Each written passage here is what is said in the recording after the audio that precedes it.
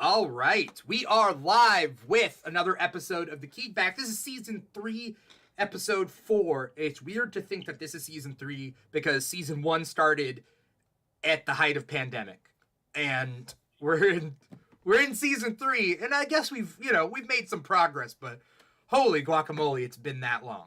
I'm your host Dimitri Pereira, and this is the show brought to you by the Keeg, where we hang out, we kick back, we relax, we have a good time. And we shoot the shit, play some games. And it's not a one-man show. So let me introduce my awesome guests. First thing, may know her as Jensen Avenger, Jensen Venger. It's Jensen. What's up, Jensen?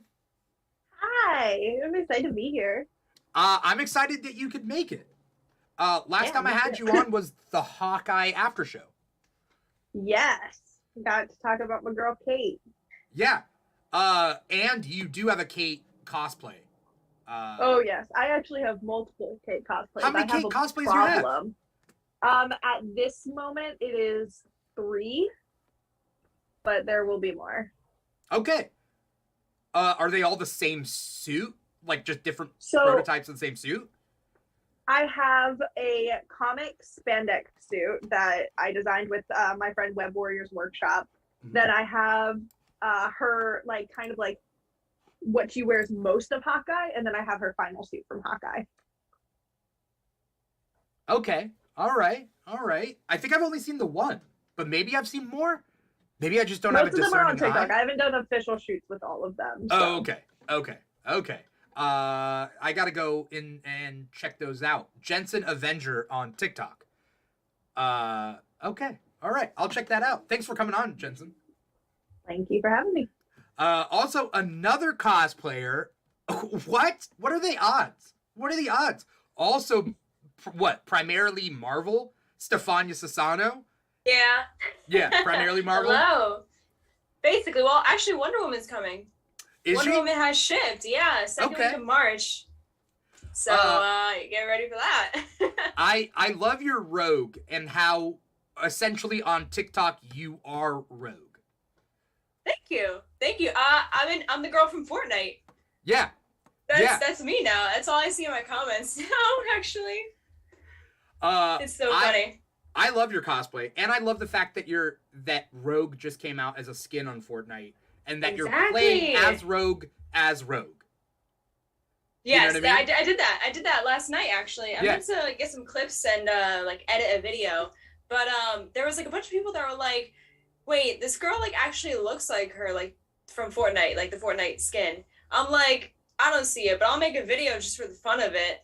And I'm like, all right. I also had the wig too. Yeah. The straight brown. Yeah.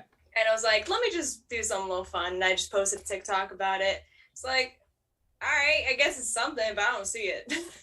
I love your Rogue. Your Rogue's awesome. And I wish the best for your Rogue, and I wish the best for Rogue in the MCU. Yes, please. We're hoping. We're so hoping. Hoping. For all of them, not just for Rogue, for all the mutants. Yeah. Somebody here whose friendship goes back even further than the MCU. We got Hero Carlisle. Hero, how you doing today? I'm doing very well. I've been living in the multiverse of madness, but I've broken 3 to come back to the Keeg for season 3, episode 4. Yeah. Very excited. Let me see. I do cosplay as well. Yeah, yeah. Do you consider what you do cosplay? Yeah. I advertise what I do as cosplay, so I guess I consider what I do as cosplay. Are we talking about the Renaissance and Ren Fair stuff and Shakespeare stuff and everything? Is that what you're talking about? Yeah, that is cosplay. It's just it's not comic book cosplay. It's historical reenactment cosplay, but it's still cosplay. It's the origin point, you could argue. But yeah, I do that. I was just gonna say I cosplay as myself. Because I'm a character. Yeah. That was a good one. That's why I got you on the show. I know, right? Is that a new earring? That is a new earring. Is it the globe? Is it the world? No, it's a D20. Oh, okay. I can't see from. Oh, yeah, I can see it now. Yeah. So, Yeah. okay. So that way you never have to like bring your own little thing. You just like. Yeah, I just. Yeah. Well, actually, my brother has the other one on his ear, and if we do the dance, we fuse together, and we I knew become you were the perfect. I knew you were gonna make a I broke DBZ it. reference. Why? Woo! Okay. Yeah. So, moving on. What are you guys drinking? Everybody's drinking something different? Is there like this is not a drinking episode, but feel free to drink if you want to drink. We got Aries out there in the audience. What's up to Aries out there? Hello, God of War. Big friend and fan of the show. But what are you guys drinking? Anything interesting? I currently have 3 drinks. Three drinks. I have a glass of wine up here because my boyfriend's gotten really experimental, but I don't like it that much, so it's up there for now. Experimental McDonald's in cookie like from how last night. high? What's the experiment? The wine or how high you can drink it? Both. Okay. But definitely the wine. He's now started. He works at a bar, so he really likes to get into different spirits and stuff. And his new kick is wine. Yeah. So we've been drinking some interesting stuff. But yeah, then I have a half drink of McDonald's tea from last night Uh-huh. and my water. So you girls That's good. hydrated. You gotta stay hydrated. Yes. You gotta stay hydrated. Is that sweet tea? Because I know you're in Yeah. the South. Yeah, I mean, I'm in Florida. So is Florida considered the South? I know it is, but it So also here's is the it? thing. Florida is everything. Yeah. In my opinion, we have the beach. We have Orlando, which is all touristy, which is technically where I am. But where I'm from is like Central Florida, which is just cows. So like if you go to where I'm from, it's southern. But if you go to like Orlando or the beach or like Tampa, you're gonna be like, this is not the South. What are you talking Right. about? So it really depends on where you go in Florida. I heard the joke is in Florida, the more north you go, the more south you get. Yes. Yeah. Yeah, that's definitely true. The closer Yeah. you get to Georgia and Bama, yeah. Yeah, that's fair. That's fair. Stefania, what are you drinking? I've got a mix of vodka, cranberry juice, and orange juice in here. So All right. and all right. water, and water. And I got water. water. I And love water. It's I swear, Friday. Rich right. my water's around here somewhere. I'll have to grab it. Hero, what are you drinking? Four Loco.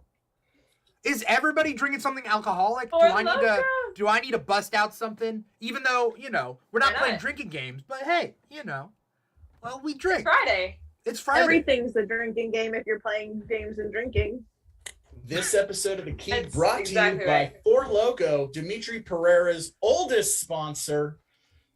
4 Loco when 3 Loco isn't enough. I would love to have sponsors for this show. We could dick around so much. I used I to did. host his improv show, and I would drink a Four Loco on stage every Friday night. And I would always go, "This show brought to you by Four Loco," and he'd make that joke. And then I stopped because I fell off the stage one time, not because I was drunk, but because I was Four Loco drunk. And then Dimitri was like, "You can't do that anymore." And I was like, "That's not in my contract," so I quit. Yeah. And we haven't spoken to each other since. But hey, Yeah. look at us making. But now he's back, and we're rekindling the old romance that we once had. So you know how it is. What's everybody been up to? It's February 25, also known as the 25th of February, and it's 2022. I don't know if you guys knew that, but it's fucking the I think future. so. It is the future. Yeah. I forgot what, I've been forgetting what day it is every day. So it's Friday. That's all I know. And I have a drink. It's because of your drink. It's because of your It's drink. because of my drink. My drink Yeah. reminds me that it's Friday. Oh, okay. But then every day's Friday. So But then All every right. day, yes. yeah. I just watched the Arthur finale. And Arthur was a big show for me growing up because I always saw myself as Arthur, and my sister was DW, and I ended up meeting the author of Arthur, Mark Brown, however many years ago, 10 years ago, I think now. And I told him that I was like Arthur when I was growing up, and he's like, and look at you now, you're so handsome. I'm like, thanks. And then I told him about like my sister was DW, and so he signed the book to the real DW, Mark Brown. And so my sister has that book. But the finale flashes forward 25 years, and you see them grown up, and I cried. That's what I've been up to. Aww. I don't know if you guys saw it, but you know. I would watch Arthur like when I was younger, when I was a kid, but then I stopped. But I recently just watched Peacemaker, and I love it. I loved it. Yeah. It's so good. Peacemaker, so good. I highly recommend it. We're talking Peacemaker on the show tomorrow, actually. Awesome. So funny you brought that up. But yeah. So he's like, shut the fuck up. I don't want to hear a word about it. Wait, have you not watched it, Hero? No, I would say of course I watched it. Oh, okay, yeah. I was saying you were saying shut up. Oh you no, like, I'm saying we're talking I'm about glad. it tomorrow, so shut up. I don't want to hear a word about it. I'm happy Stefania's plugging the other Keeg shows. That's great. Yeah. Like, and Yeah. for free. Tomorrow. You know? Moon Knight. Moon Knight's coming Moon out. Knight. Y'all gonna be talking about that? Funny you should be bringing that up. We'll be doing a Moon Knight after show, which is super late for like Jensen and Stefania being on the East Coast, or Eastern. Yeah, well, I don't know like East 5 Coast, in East the Coast, but morning? Eastern time zone. But what? What'd you say? I said, isn't that like 5 in the morning for them? So it drops at midnight here, which is 3 a.m. there, and then we start the show at 1 a.m. here, which is 4 a.m. there, and we finish at 2 a.m., which is 5 a.m. there. So yeah, I was correct. Yeah, so we would finish our show at 5 a.m. Eastern time. Yeah. But you know, if the East Coasters want to stay up, then you know you're more than welcome to guest on the Moon Knight After. I mean, technically they wouldn't have to stay up. They could literally wake up early. Yeah. You could go to bed at a reasonable time and just wake up early. Yeah. I've been going to sleep at like 3 a.m. recently. Yeah, so same. Wow. I'm not sometimes like journal at 3:30. this Oh my point. god. That's not Yeah. much of a flex because on the West Coast that's only like 11. So No, it's midnight. Hero. What hero excels at with like English and history and writing, he lacks in math. I refuse to acknowledge that time is different in other places on Earth. That's not how time works. They're 3 hours into the future. Yeah. It Yes. ruined my relationship when I was dating a woman in England because I kept calling her at noon and she was always asleep and I was like, okay, so she's lazy. But it was more because it was 4 a.m. for her. But that's not here nor there. Wait, you said noon? Noon is 12 p.m. Wait, So Yes. it would be like 5 p.m. where she is. Well, then she was it's lying 8. to me. It's Thank 8. you. It's 8 hours. 8 hours difference between Wait. Pacific time. Oh, but it is 5 for Oh, Eastern time. You're right. for- You're right. But for Pacific time, Yes. it's 8 hours to London. East Coast, 5 hours to London. I can't keep up with the times. I can't. Can't. Let's Literally. boycott I can't times. keep Let's up. just say now is now, and then is then. I think next month is you like turn back time, or like do we go back an hour or forward an hour? I don't know. I wish we could go back in time. In March we spring forward, fall back. So spring is forward. No, Yeah. thanks to Gotcha, COVID, gotcha. I hope we never Or go sleep. back in time again. I only want to move forward in time. Yes. Yeah. Let's progress. What I forget what I was. Jensen, what you been up to? So much, and by that I mean nothing. I read a lot now. I've recently got into book talk, which has been a dangerous game. So much money. Are you buying a lot of books? That, so many books. So many books. I'm a stickler. I like being able to finish a book and put it back on my shelf. Like I'm all for the audiobooks and the like reading on my phone, but at the end of the day, I'm gonna need a physical copy. It's like a trophy. Yeah. That I get to put on my shelf. Yeah. Oh, Barnes I and love Noble's it. dangerous. Barnes and Noble is so scary. It's so scary. I'm not allowed in there anymore. I Like I'm on a book buying ban. It's terrible. But they didn't say anything about Target, so. Oh, My- Target? Forget about it. I love it. I found a Barnes and Noble gift card in my dad's room, and I was like, "Hey, Dad, I'm taking this because you don't read books. Like, why do you have this? This is so old. Hopefully, it still works, but I haven't used it yet. So I do need to find a Barnes and Noble near me because those are rare, and then get something." Oh, definitely. I have plenty of recommendations. Montclair Mall, dude.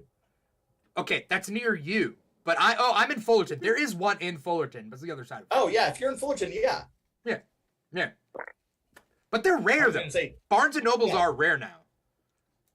Really? oh yeah, I there's mean, I only guess I like have the everything benefit of online now, living in right? Orlando, so we have 5 of everything. I mean, I'm not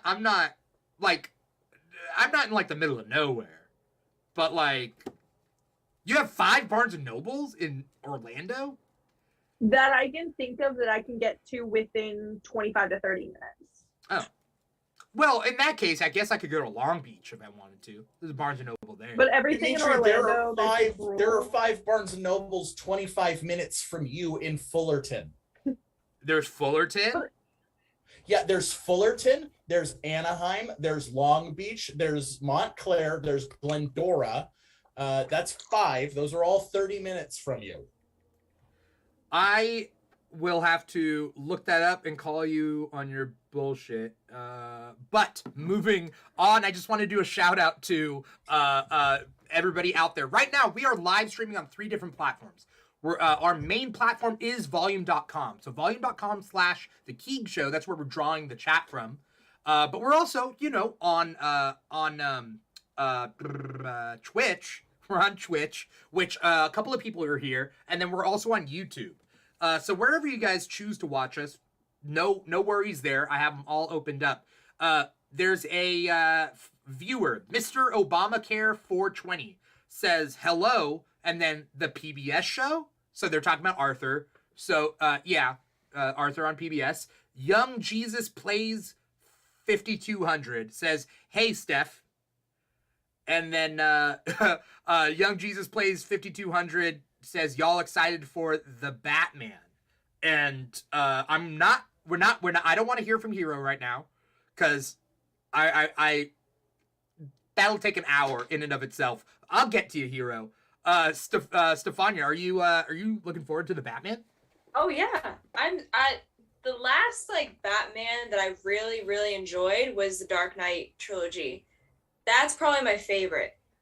So I'm really excited to see what Robert Pattinson does, what Zoe Kravitz does. The fact that it's gonna go like real dark, I'm excited for it. It looks really good. The music, wow. The score, phenomenal. That always gets me in a film. Jensen, I can't see what's in your hands. What are those? Just If I may, the new Zoe Kravitz Catwoman pop figure, yeah.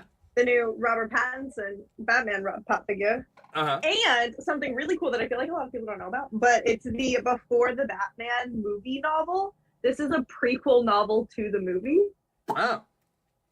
I read it in an hour. It's only like 100 pages, but it's really, really cool. Is it like But a yeah, I'm kid's really book? excited for the Batman.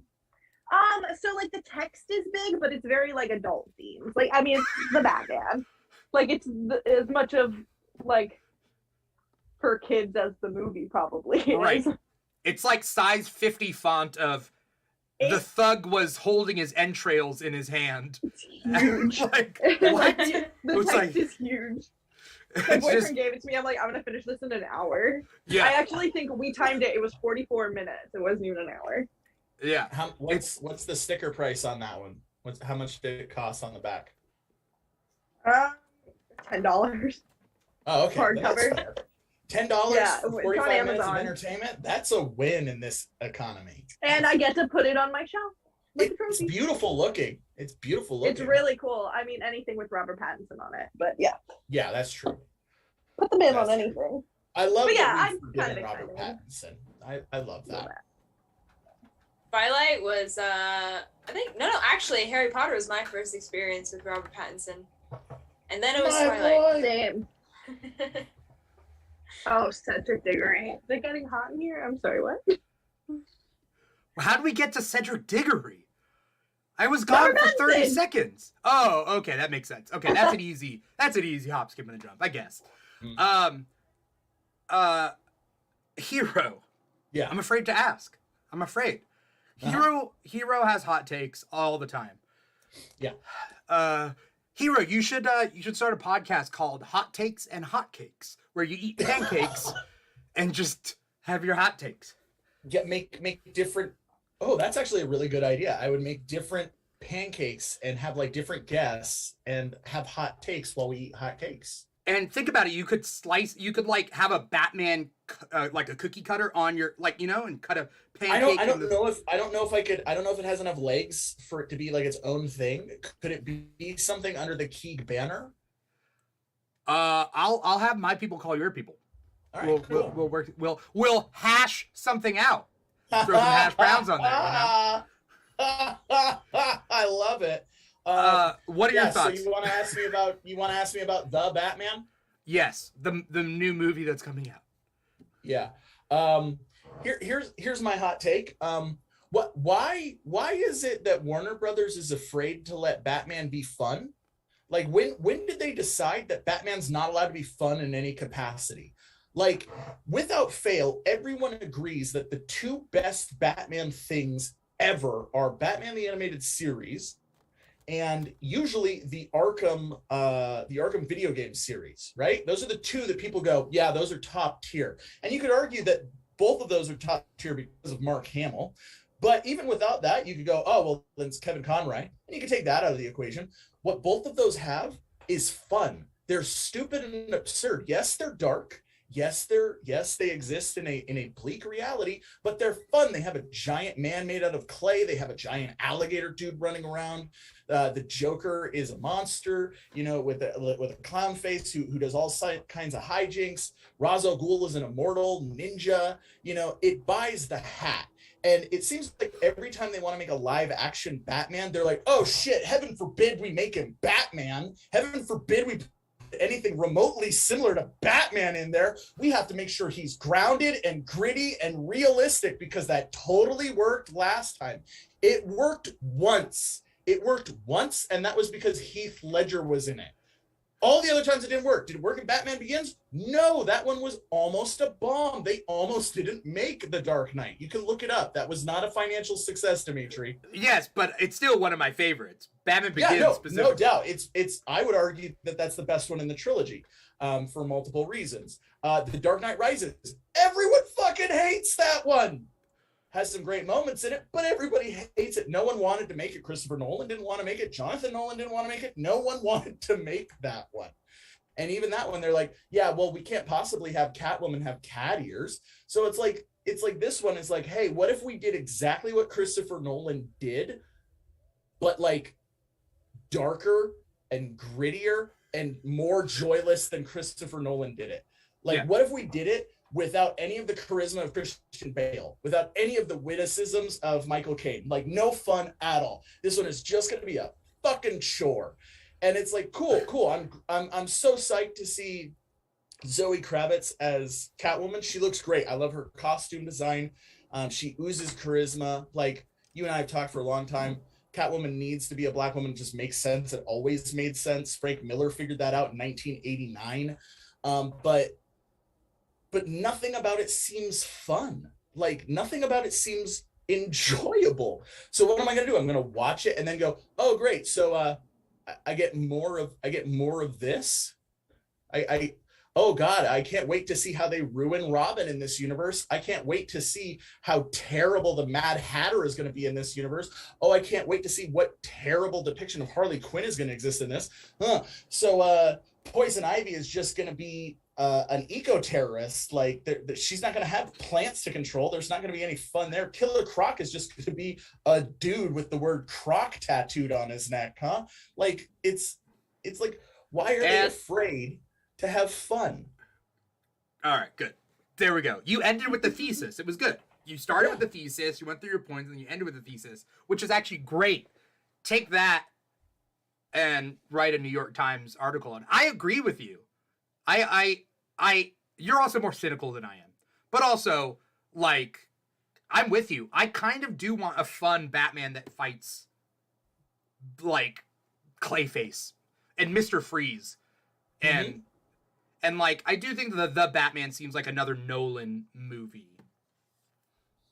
It almost seems like looking at the visual language that they created for this universe, Mr. Freeze can't possibly exist in it. Like, there will be a character named Mr. Freeze, and he will freeze people, but he won't be Mr. Freeze. In the same way that there is a Riddler, but that's not the Riddler. That's just a dude who kind of wears green and kind of tortures people with questions. We'll see. We'll see. I like Paul Dano. I don't know what route they're gonna go with the Riddler, but we'll see. Yeah. It's funny because when I went to go see Spider-Man No Way Home, I think it was the first time, the trailers come on before the movie and the Batman came on. And this guy behind me was like, I can't wait to not see that movie. I was like, damn. My brother and I started laughing. Like, yikes. Well, like, I'll put it another way. What's that? I just powered through Peacemaker. And Peacemaker is unabashedly a love letter to the stupidity of comics. Like, it is, but it's also graphic and violent and adult and fun and everything you want it to be. Like, it's a perfect balance between comic book silliness and adult action. And it's like, just do that, Warner Brothers. You literally figured it out. You cracked the code. Just put Batman in that universe and it'll totally work. I guarantee it. But they're too afraid to do that. Yeah. I think it's funny that that essentially DC has always been darker than Marvel, but now people want more a lighthearted DC, like a fun DC, like you just said, and then Marvel is kind of going dark, with Moon Knight, with Doctor Strange coming out. Raimi directed that, so he's like a dark director. And it's just funny to see that like switch sides. Even though Marvel's going to stay on the light side as well, they're just experimenting with dark. I think they'll succeed with it. I hope they do with Doctor Strange, and Moon Knight looks pretty good. So Oh yeah. Hope to them. I have a theory, and I'm gonna pose this for Jensen. My theory is that like the MCU kind of does what everybody does when they start dating. It's like you don't go too wacky. You're just kind of like, you're the Iron Man. You play it cool. People are like, there's a lot of potential here, And then like once you get in the door and you make someone fall in love with you or whatever, then you're like, yeah, but what about a talking raccoon though? Like, think about that. And then you can just like show I don't know. Do you have any thoughts about DC versus Marvel? Yeah.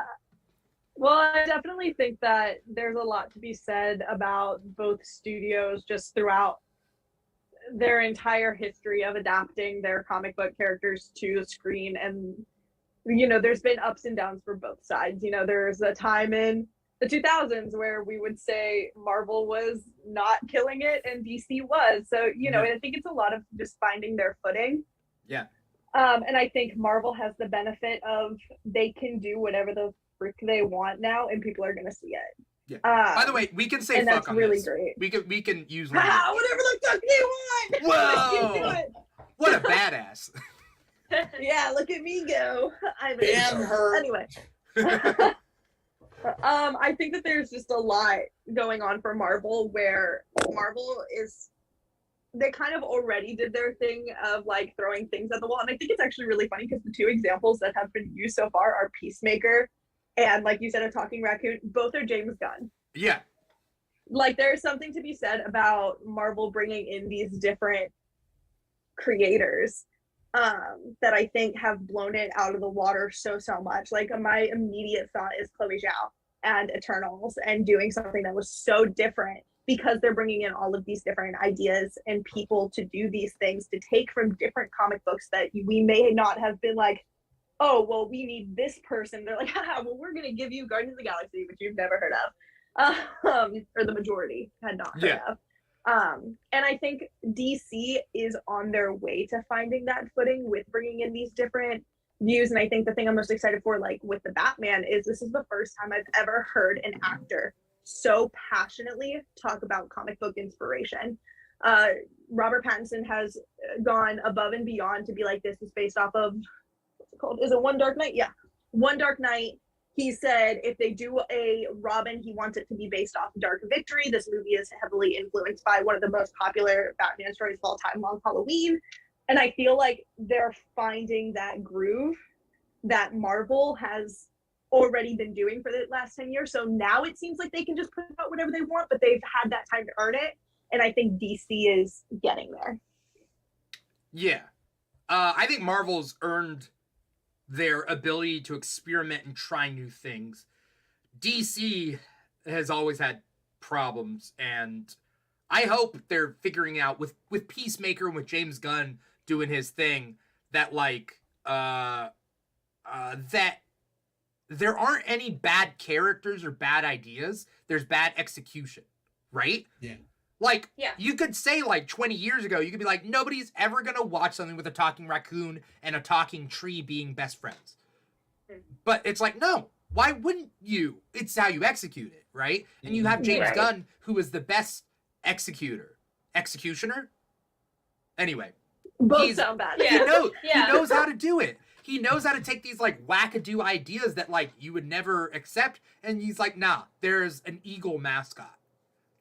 This guy has an eagle as a best friend.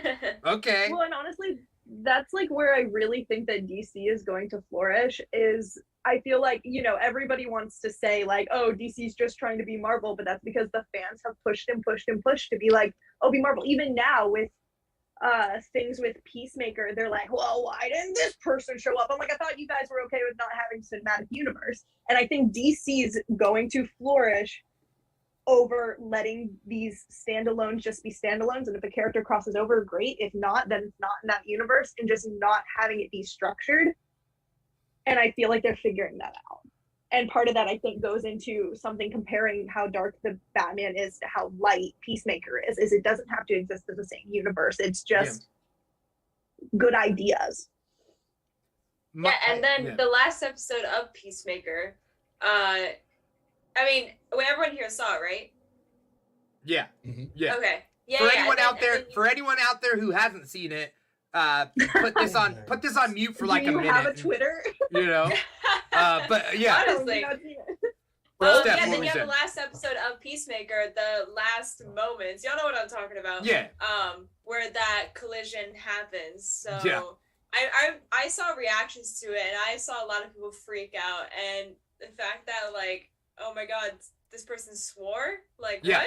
That was one reaction that I found hilarious to it. I thought it was just gonna be a silhouette the whole time, and they were just gonna walk past, and I thought they were just gonna take the cheap way out, and then they were I was like, what? So I did freak out. Yeah, no, that was really cool when they did that. I really like that. I thought that was I've talked about it for a long time, and I don't hate the DCEU. I'm not an anti-DCEU. I got my issues with its adaptations and things like that. Mm-hmm. But I just look at it, from an aspiring filmmaker standpoint, and I'm just what the MCU has done, what Marvel Studios has done, is they've always taken their time. They've always had patience, and it goes back to in my opinion, let Batman have a break. How about we go 10 years without a Batman movie? Because here's the thing. If we were looking at comic book sales translating to film adaptations, Marvel Studios should be making X-Men movies. They should be making Wolverine movies. They should be making Spider-Man movies. But the MCU didn't do that. They still haven't. They've only just started making Spider-Man movies in the past 5 years. They spent the first 8 years not making those. They've taken their time and built up brand loyalty over stuff. We got a Shang-Chi movie before we got an MCU Wolverine movie. in Multiverse of Madness, we all know we're going to see Patrick Stewart, but I guarantee that's not going to be the MCU's Professor X. No. In the same way that Alfred Molina is not going to be the MCU's Doc Ock. I don't think the MCU is going to get a Doc Ock, by the way. Oh, no, I 100% think we are, because now we have the expectation of Spider-Man being like, oh, I know how to fix you. You're my friend. And him just being like, nah, fuck you, kid. Like, twist expectations. Why not? Have I told you who I want as the MCU Dr. Octopus? No, who? Jeffrey Wright. Ooh, that's a solid pick. Do you guys know who Jeffrey Wright is? He's on West. Well, he's Commissioner Gordon in he's the Commissioner Batman. Gordon. In But the he's Batman. also, He's in Westworld. he's also the Watcher. He voices the Watcher. Yeah. He was in Catching Fire in Mockingjay. Yes. Oh For yeah. my book people. Also in some of the Daniel Craig 007 movies. He's in like 3 of them. Felix Leiter. He's great. But yes. Yeah. But my point is, like, we haven't even gotten to the big 3, which is the X-Men, the Fantastic Four, and Spider-Man. We've only gotten one of the big 3, and they're actively pushing off the other 2. Like, the Marvel Studios could have pumped out 2 Deadpools by now, and if they were Warner Brothers, they would have. Yeah. But they're taking their time, and that's something that Warner Brothers fails to realize, is you need to take your time. You need to build something that works, that makes sense, that the audience wants, that is going to be enjoyable for everybody involved. Because now, like, if you follow the trades, what do we know about how Warner Brothers runs their ship? Like, it made Ben Affleck an alcoholic again. That's like what we know about, like, the experience. It was right. So bad that the kid who played Cyborg never wants to act again. For better or for worse, it ruined Joss Whedon's career. I would say for better, but like they do not know how to run their ship. Where then if you look at the MCU, and I'm not talking like everyone's saying, oh, the MCU is happy-go-lucky. Watch WandaVision. There ain't nothing. WandaVision is the darkest, most depressing fucking thing I've ever seen. Like, there's no happy ending in that at all. And Hawkeye is just as dark. Like, it ends with Kingpin getting shot in the face. Like, it's dark. But supposedly it's off screen, so you don't know. Yeah, we don't know. Yeah, we don't know, but it ends like he straight up kills a lot of people. But the point I'm making is you never hear any bad blood. The things you hear in the trades are like, oh, I'm so excited to work on the next one. You know, what do we hear? Charlie Cox, so excited to come back. You know, Vincent D'Onofrio, no one gets to play the Kingpin but me, and I'm so glad they brought me back. Everyone's excited to come back. Willem Dafoe, I can't believe they brought me back after 20 years, and they listened to me about the costume. I'm so excited to be working on this stuff again. It's not just they have a happy-go-lucky world. They're literally a happy-go-lucky company. They literally market themselves as, this is how you're supposed to run it. And Warner Brothers is over here shooting themselves in the foot, being like, yeah, but like, what if we like ruined everything? What if we just like spoiled all the goodwill we had? And it's like bonkers. I don't get it. I mean, sorry. Yeah, I'll let no Jensen talk, and then we'll close up this. I do also think that there's something to be said when it comes to the fandom influence on that.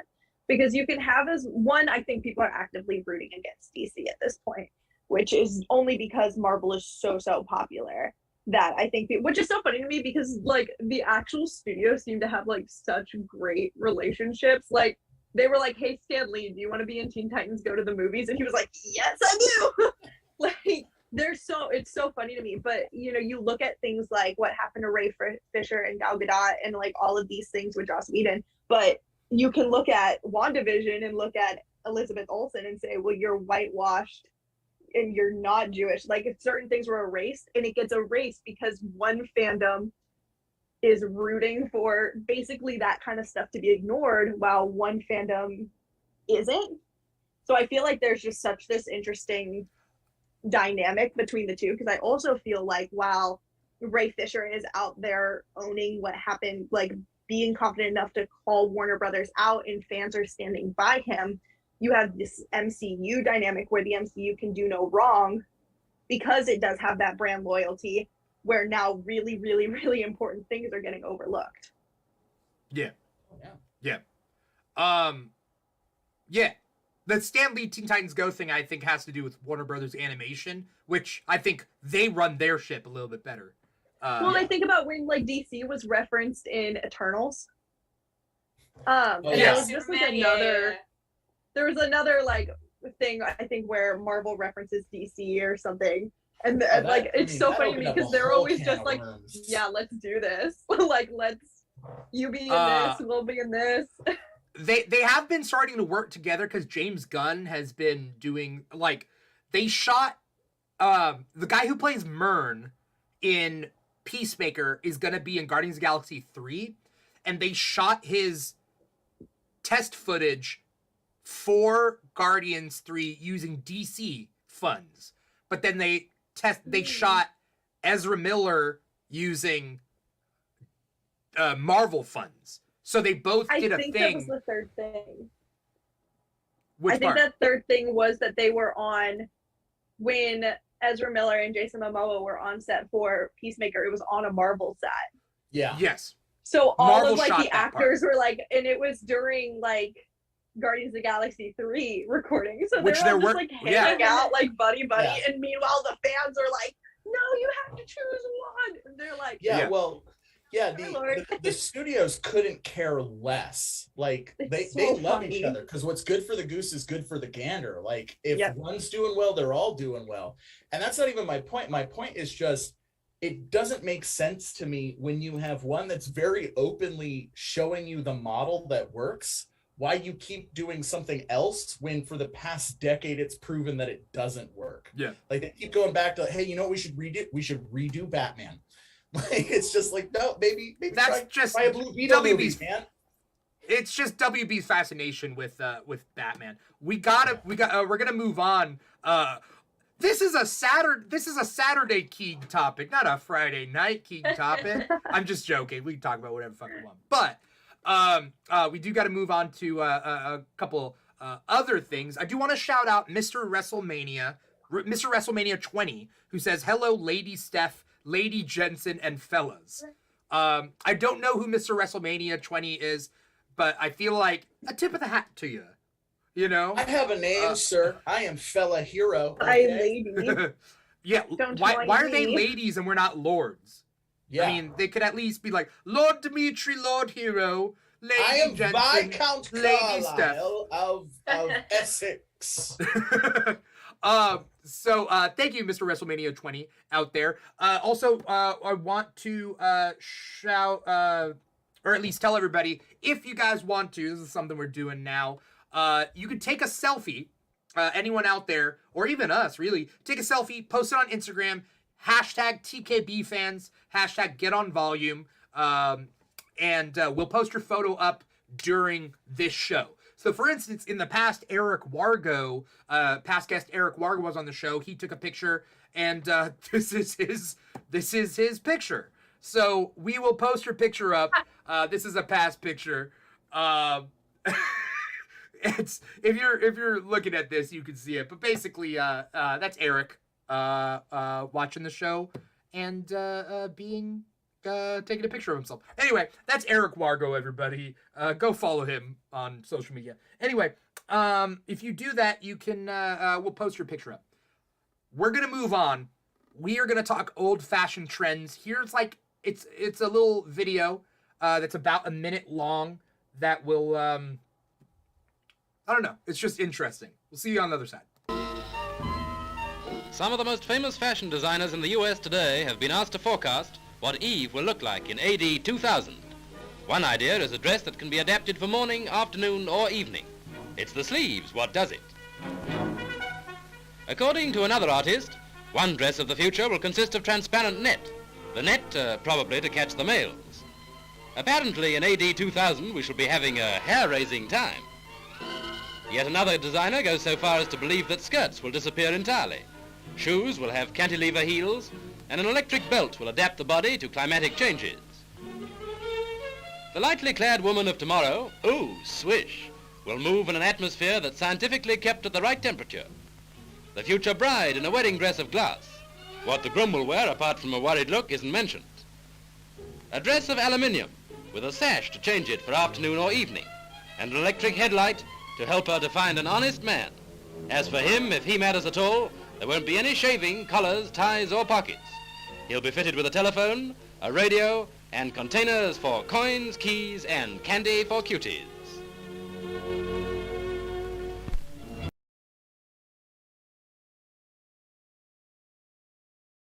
I mean, convenient. Yeah. So that like whole video thing, the closest they got to actual life was that like men's fashion thing. He had a phone on his chest and he had this like metal belt thing that like he put stuff in, which was essentially just like a metal fanny pack in a way. So, yeah, basically I want to ask you guys like, what were the fashion trends growing up, and what did you guys do and experience and style and whatever, and like, what would you not do, and like, what would you want to bring back? Those are all a bunch of questions. Let's just talk about old fashion trends. I just remember shopping at Justice, and they had this Selena Gomez collection. Selena Gomez did a collab with Justice, and I got not made fun of. My friends made fun of me for it, but I had these royal blue denim jeans from her collection that I would wear, and oh boy, did my friends laugh. I was like, was this around like Wizards of Waverly Place time? Yes, I think so. Okay. Yeah, that's something I wouldn't bring back. Was her style out there? Like this, you know what I mean? Or was it just kind of like, it wasn't like her face on it? Or did it say Selena on the butt or anything? Like no. So it was like it? Stuff designed by her, like her style. So like you saw Wizards of Waverly Place, you saw Selena Gomez, you're like, I want to be her.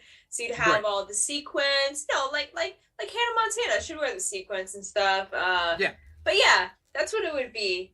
And I don't regret leaving that back there. Yeah, you wouldn't bring that back? No. No? Okay. Not the blue jean, not the royal blue jeans, like regular jeans. Yeah, that's fine. I feel like looking this up right now. What's the? Oh, you should. Let's see. I wonder. If you look up Justice Selena Gomez collection, I think it'll come up. Okay. While I'm looking this up, Jensen, do you have what were the trendy things when you were? So I was born in 99. Okay. So I'm like a barely 90s kid. Because the 90s didn't really end until like 2004. Okay. But I guess they didn't start until 94, so that's fair. Yeah. The 90s were a very lazy period in history. I mean, good for They them. showed up because late the and they longer stayed the way 80s too could long. last, the better. What'd you say? I said good for them because the better that the 80s can last, or the longer the 80s can last, the better. 80s fashion? I just watched American Horror Story 1984, and they had all of these men in crop tops, and I just want them to bring it back. Bring it back. Johnny Depp in a crop top? Wow. Oh my god. I was screenshotting pictures and sending it to my boyfriend. I'm like, you're gonna bring this back. We're talking short shorts, crop top for guys, right? Yes. And like, I grew up a competitive dancer, so I was also always in athletic wear and combat boots. That was it. That's all I wore. Sometimes I wore a god awful like snapback, like the flat brimmed hats. I thought I was so cool. I had this god awful Minions one from Universal Studios. Are you making fun of Hero's hat? Or is that? I think it was the Minions that made it terrible. If I'm being honest. Yeah, it's probably the giant Minion that was on it. Okay. Just a guess. With like one eyeball. Anyway, slice it. Yeah, no, it was like bright yellow and it had like the one big eyeball, and I thought it was so cool. I was just not like other girls, Right. Me and my snapback. So I wore a lot of like athleisure wear, and I feel like the 80s was all about that. So basically, I need that to kind of see that. I think like athleisure wear comes from like those home workout videos. Like you. Yes, exactly. See, like in the 80s, they would wear like the leg warmers. Yeah, jazzercise. I basically just want to live like in Stranger Things all the time. Mhm. Yeah. I gotta be like 80s and 90s fashion. I enjoy that. And 70s. 70s, ugh. Mm-hmm. I like Some bell colors, bottoms. Mm-hmm. right? Like bright colors is cool. Now, did I partake in bright colors when I was younger? No. I used to just wear black and blue, and that was like literally like what I would wear. Now it's different, but if I could, like, yeah, like bright colors, like the early 90s kind of bright color overall kind of thing, yeah, I guess. Fanny packs, though, I would bring back. Oh, yeah. Oh, They've like brought been back. yeah. Have they, They're though? here Have they, to though? stay. Oh, yeah.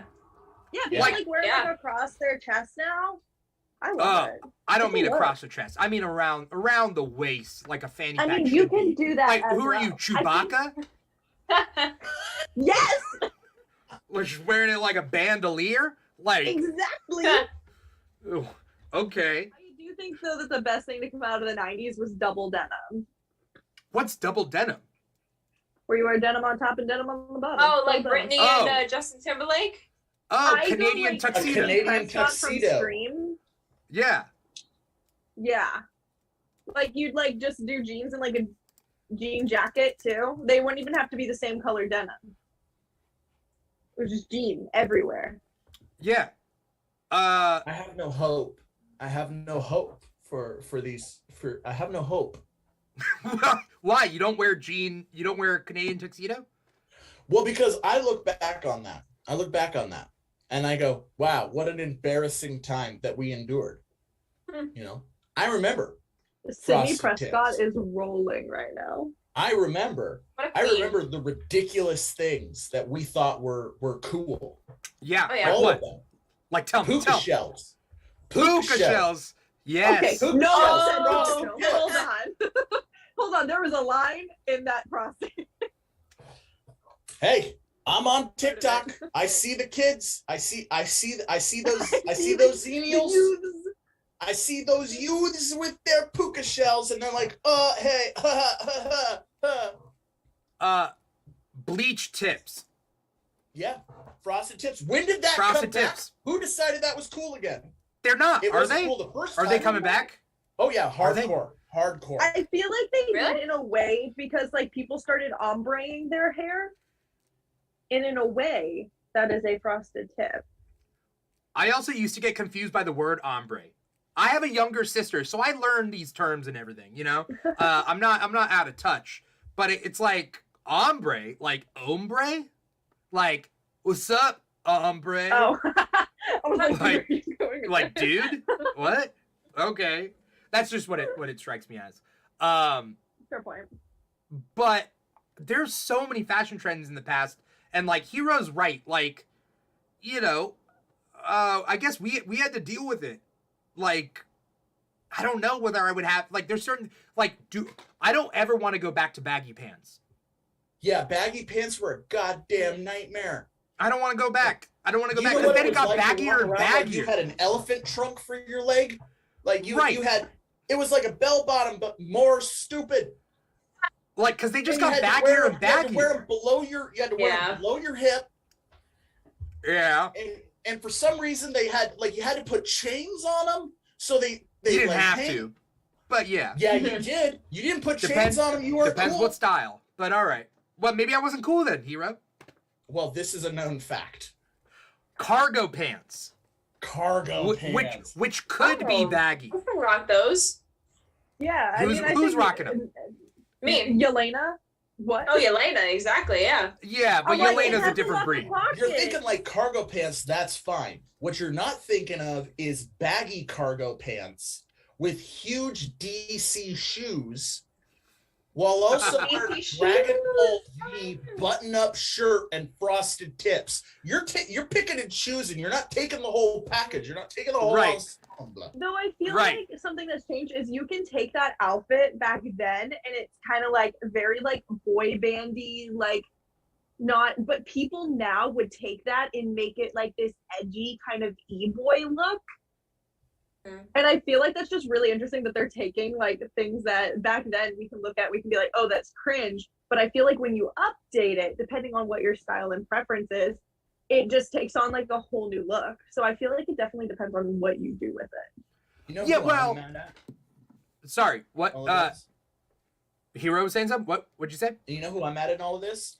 Is Billie Eilish. Because Billie Eilish brought back the worst fashion trend of all, which is an extremely baggy shirt and nothing else. Like, that is Like so a risky goddamn- business? Like risky business?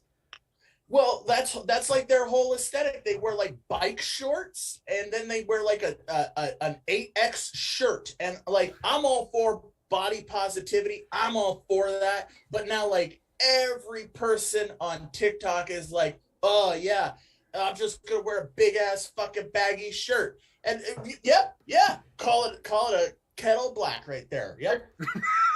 That would be me. Yeah. I have 18 shirts that are 3XL, and I wear biker shorts, and it is the best theme park outfit. I am comfy as hell. Oh yeah. I look Yeah. Mhm. So cute. you didn't even have to I give get to me wear your like a backstory. tacky shirt. I was gonna be like, Oh. let me guess, you did like dance competitions growing up. Like that's your life story. It's a declaration when you wear that stuff. It's like, I know exactly who you are. In the same way that Uggs used to be a declaration of exactly what kind of drink you got from Starbucks. Why are you trying to figure out who a person is based on if they're wearing biker Because that's the whole point of clothes. It's the whole Oh, point. it was always wait. the Uggs and the sweats and rolling up to school with the Starbucks or a Dunkin'. I saw a lot of people with Dunkin' in their hands. Yeah, That's sweats the with East Coast Uggs. That's what it was. Um, Kind of still Mr. is though. I definitely would still wear that. We had a couple people across social media give us some ideas about what some outdated stuff were, right? So, first thing, hello, Senor Blue. Senor Blue says Steph, big fan.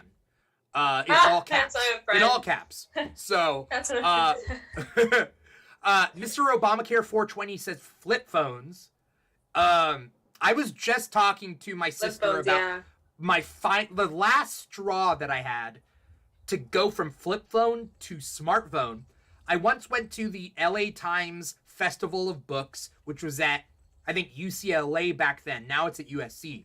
And my favorite childhood author, K.A. Applegate, had a booth there, and she did Animorphs. And so I brought my an Animorphs book that I had a double of, and I was gonna get her to sign it. But I got there and I had a flip phone. I didn't have internet. I got lost on campus, couldn't figure out where she was, and I missed her. And that's when I met Mark Brown and R.L. Stein. But that was also cool too. But Feels like a win. it was. But Kay Applegate is who I brought the book for. I needed her to sign it. Fair point. Now she answers my tweets sometimes, that's also super cool. But point being is that was my final straw, and I'm like, I need a smartphone. And that was like 2010. That was like, I had a flip phone until about 2010, 2009, 2010. It was a nice razor. It was like a shiny black razor, but you know. Oh, the razors? Oh my god, people loved those. They were cool, Everyone's but like, I've yeah. heard a lot of people like, oh my god, the razor. If you had a razor, you were bougie. Like, especially a pink razor.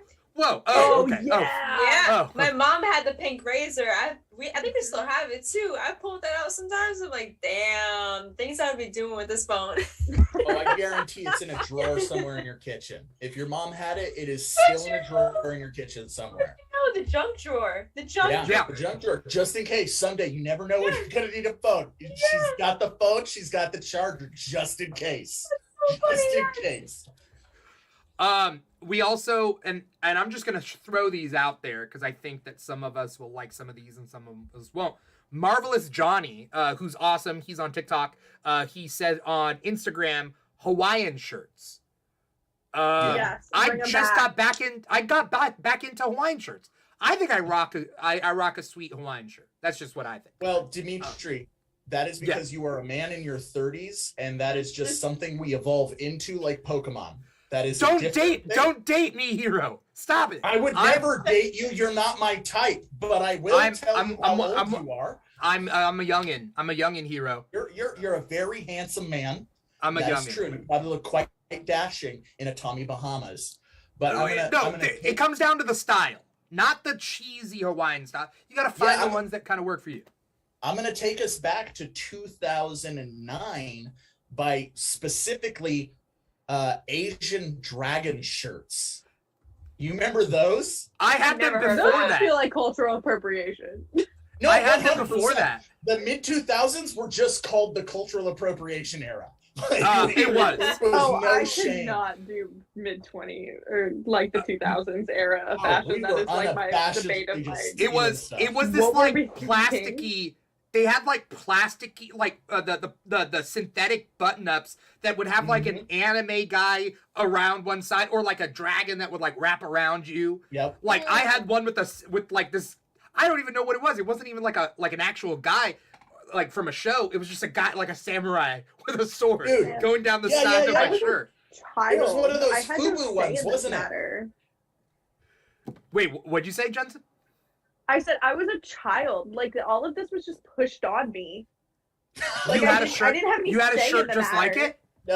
No, Jensen Just is trying to 2000s. justify her cultural appropriation. It's not my fault. I was a kid. Yeah. No, I'm blaming everybody who thought it was okay. Right there with you. We all were kids. We all didn't Yeah. know. Uh, My dad has a tattoo of a Chinese dragon that he literally took in one of my button-up shirts and went to the tattoo artist and said, "This one." And to this day, he has the dragon. Oh That's- no. That That's so I weird. swear to you, I got at I got it at Spencer's. Yeah. Oh, that makes sense. Oh, Spencer's. Yeah. Yeah. That makes sense. This one's for the ladies, not the lords, but the ladies. Mike the Beast on Instagram says chokers. Oh, people still rock chokers. Oh Hey, yeah. people are Black rocking Canary chokers can do again, it, right? Anybody can. Yeah. Wait, who? There's like Black Canary.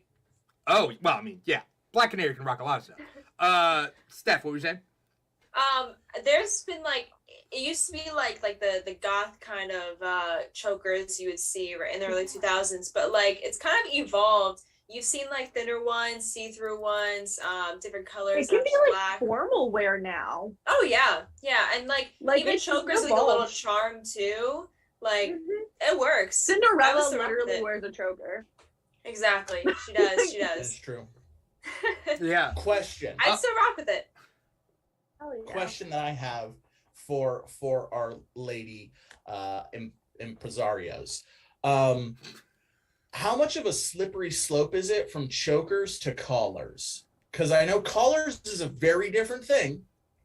But That's like is there Harley a Quinn? connection? It's like a slippery slope. Is it like, oh, I like chokers. I learned something about myself. I would like someone to get me a collar at some point, or are the two unrelated at all? I feel like it's up to your personal taste and preference and how you feel in it. I feel like a choker for one person can be a collar for another, you know? Oh, there we go. Are we talking That's collar, insane, yeah. like a collar and a leash, or the kind of collar that Harley Quinn wears in Suicide Squad? In the first There one? is practically no difference between the two, Dimitri.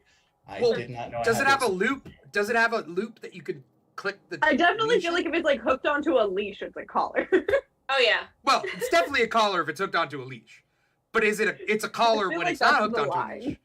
Right? I think it's like not just a leash, but like it's definitely a collar if like somebody can control that collar. Oh. Like That's Yeah, a- exactly. yeah. Like your Yeah. Because like I partner look at gets my you the dog collar. and like That's he still the has thing. a collar on. yeah. I would say that would be more besides like a choker. That would be different than a choker. Okay.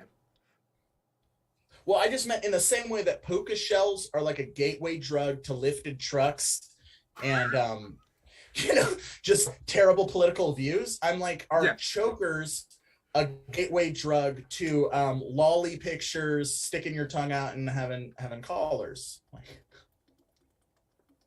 No, I think they're just cool. Yeah. I think it's just something you wear. Yeah.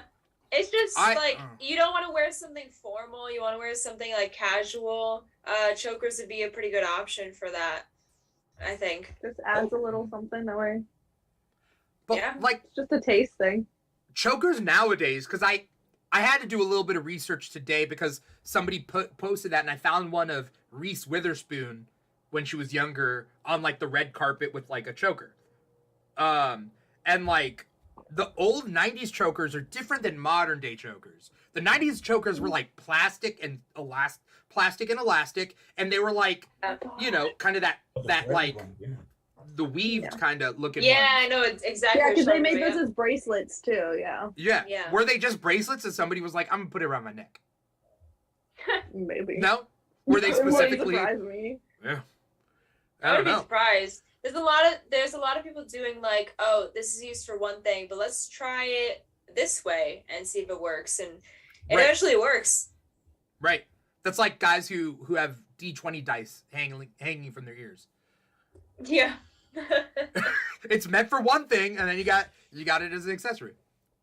Does it Yeah. actually come off, Hero? Not the earring itself, but does it come off the chain? And can you roll it? No, it is. Oh. It is purely for this function. Okay, that's cool. I also think I feel like you're talking about chokers to collars, but what's the connection between that earring and becoming a Batman villain? That's based completely around dice. I'm just one freak accident or traumatic experience away from Yeah. becoming a Batman villain. Hero Carlisle was working at a dice factory until due to corporate sabotage, the dice exploded. And now he has to roll a dice to make his decisions. It's just Two-Face plus a couple more steps. Well, I mean, half of Batman's villains are just Two-Faced with a couple more steps. Yeah, that's fair. Yeah. That's fair.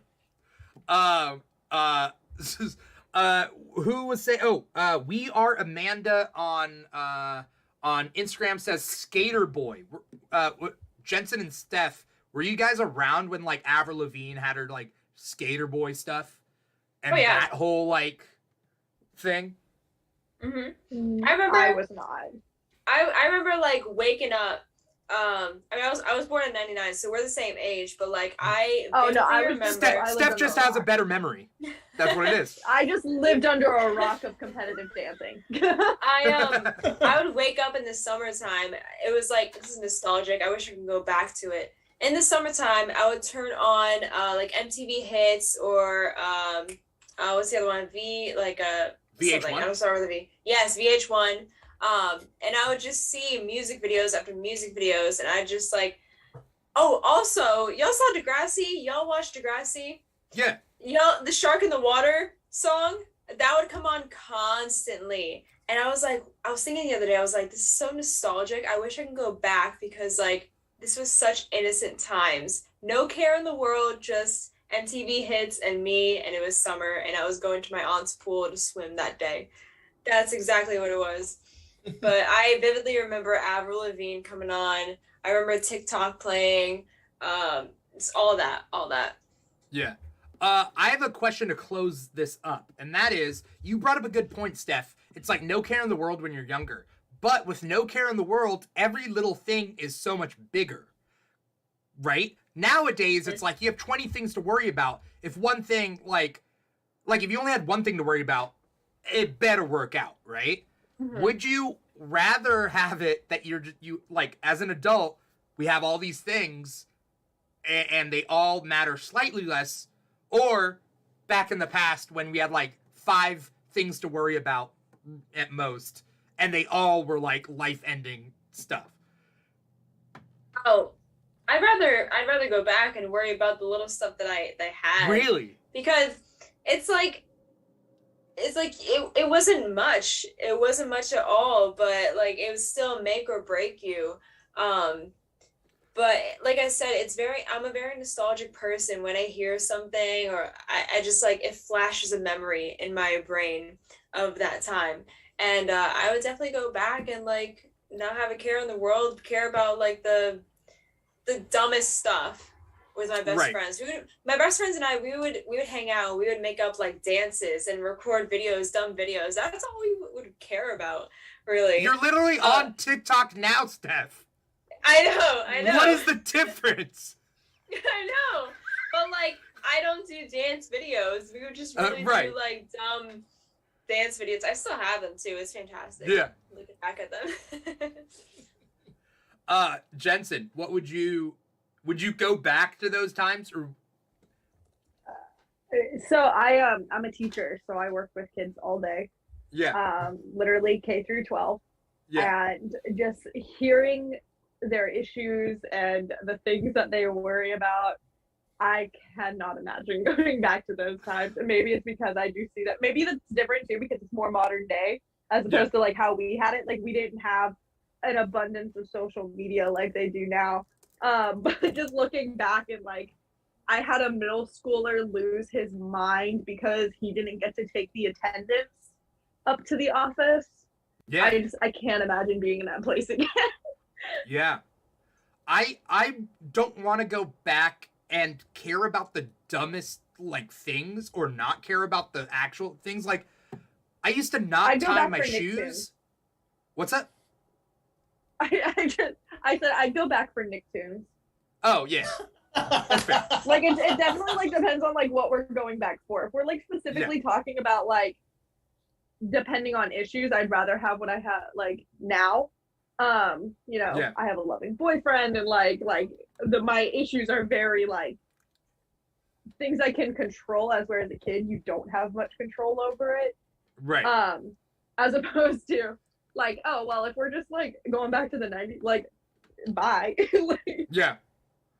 I used to not tie my shoes because that was like when you wear like big old skater shoes, you either like tied it on the inside or like you tried something, but like external shoelaces, not a thing. So you could just slip them on. Yeah. But I wore those to PE every single day. And there was one time we were playing softball and I went into first and I kicked somebody's foot accidentally. My shoe flies off. I break my toe because like I don't have proper foot support in my damn skater shoes. I never skated. I've never skated a day in my life, but I used to wear those skater shoes. And skater shoes were so big back in the day. Like what skater shoes you had like as a guy? Like do you have the off-brand stuff or do you have like the next big thing? Yeah, I don't want to go back to that. Yeah, now they were I'm like Mega Man foot things. They were ridiculous. My sister is in the chat right now, and she said poser boy, BOI. Yes. That's my sister roasting me. Thank you for that. Poser boy. Yes, I didn't skate, but I wore skaters. Everybody wore skater shoes back then. Yeah. You know? Not everybody skated. Oh, yeah. I played Tony Hawk Pro Skater. Shoes. Yeah. DC or like Osiris. Osiris, yes. Was a brand. Oh my god. I forget what I had, but they were expensive, so like I don't think I got the brand that everybody like aimed for. Like I think I got like the off-brand stuff. Yeah, I know like a DC Vans. trend. Yeah. Yeah, I know like you had Skechers. Skechers. I had Skechers. What's wrong with that? Everything. I'm just saying, like, you got made fun of. You showed up to the playground with Skechers. You were getting made fun of. Mine were light up, so I was a material girl. Okay, you're cool. Material girl. You're cool. You had the cool ones. I never had light up shoes in my life. I wish. I was rocking the Timberlands because I was like, I went the other direction. I was like, I can't do skater boy looks, so I'm gonna do Cry Me a River look. That was my vibe. Justin Timberlake, Cry Me a River? Yeah. Oh. Yeah. I mean, I wish I went down that path. I had a road diverged in a wood, and I chose the skater shoes, and I should have. Yeah. Well, my dad owned a skate shop, so like my youthful rebellion was I didn't want to be a skater boy because my dad like literally could give me all of the apparel for a skate shop for free. And I'm like, well, how dare you, sir? I cannot do this. I don't take handouts. Now give me my allowance. You know, there's another like trend that this was what guys would do when Justin Bieber first became known. The Bieber hair, that was known. Every guy would have the Bieber hair, and they would just go, There's like Asterisk. that. My There has to middle be an school asterisk. crush. Sorry, real quick. It's not every guy. It's every white guy. There's Oh yes. like it's not every guy. It's not every guy. Every white guy. Most Asians that did not come from the Indian subcontinent did it Okay, too. we're talking the Bieber hair. They had their own hairstyles. Yeah, dude. I knew so many Chinese American and Japanese American and Korean American dudes who did that look. The Bieber Got hair. that look hard. They were probably rocking it before Bieber. Bieber probably They're still rocking it, is what I'm saying. Plus, like every soft probably got that. Latine, they did the look too. Oh, okay, yeah. I'm just saying. Remember Anthony Nuno? He still does the Bieber hair to this day. Then that's his hair. It's not even Bieber hair anymore. It's his hair. Well, he picked it up in Bieber. He just outlasted everyone else. Sorry, Jensen, what were you gonna say? You were gonna say something before I. Oh, okay. Was I? Okay. I mean, I can say something. No. I want your opinion on this. This is the final question we have on this topic before we move on to One's Gotta Go. But Senor Blue had a question. I'm gonna paraphrase the question to pretty much be like, what trend in the past really influenced where we are today? Okay. Like, is there something that like really like pushed? Oh, Nat says you were gonna say about your middle school crush, and she says, "Fill us in, girl." No, my middle school crush definitely has a beaver cut. Oh, Oh Nice. yeah, everyone's middle school crush did. Oh But yeah. he had like the blonde surfer like Bieber cut where it wasn't quite like the pop star Bieber. Oh, Okay. I Yeah. was. So it was I don't more the really know. Zac Efron? It There was kind the of, Zac Efron but hair. Zac Efron Yeah. played lacrosse. Yeah. But he was out in the sun. Like Bieber was not. Bieber was a gamer. Bieber was Yeah. like, I'm in my own No, world. I I got feel like hoodies and shit. Yeah. Zac Yeah. Efron, if Zac Efron played lacrosse, I feel like fits it really well. Okay. Follow-up question. Current boyfriend, love of your life, back then, did he have a Bieber? Was he rocking a Bieber? No, he had the god awful like shade with the little spike. I What make is- fun of him all the time for it. I'm like, listen, and he has great hair. Like he's just one of those people who just has like really, really good hair. And I'm like, Nice. what were you thinking? Could have had the Bieber hair. He could have Thought he done was it. looking cool. yeah. With the Otho. I mean- That's the straight up Otho from fucking Oh my God, it's so Beetlejuice. funny. Yeah, exactly. I mean, I had Exactly. spiked hair. I had spiked hair growing up. Like, that was the style. Oh yeah. It was not comfortable.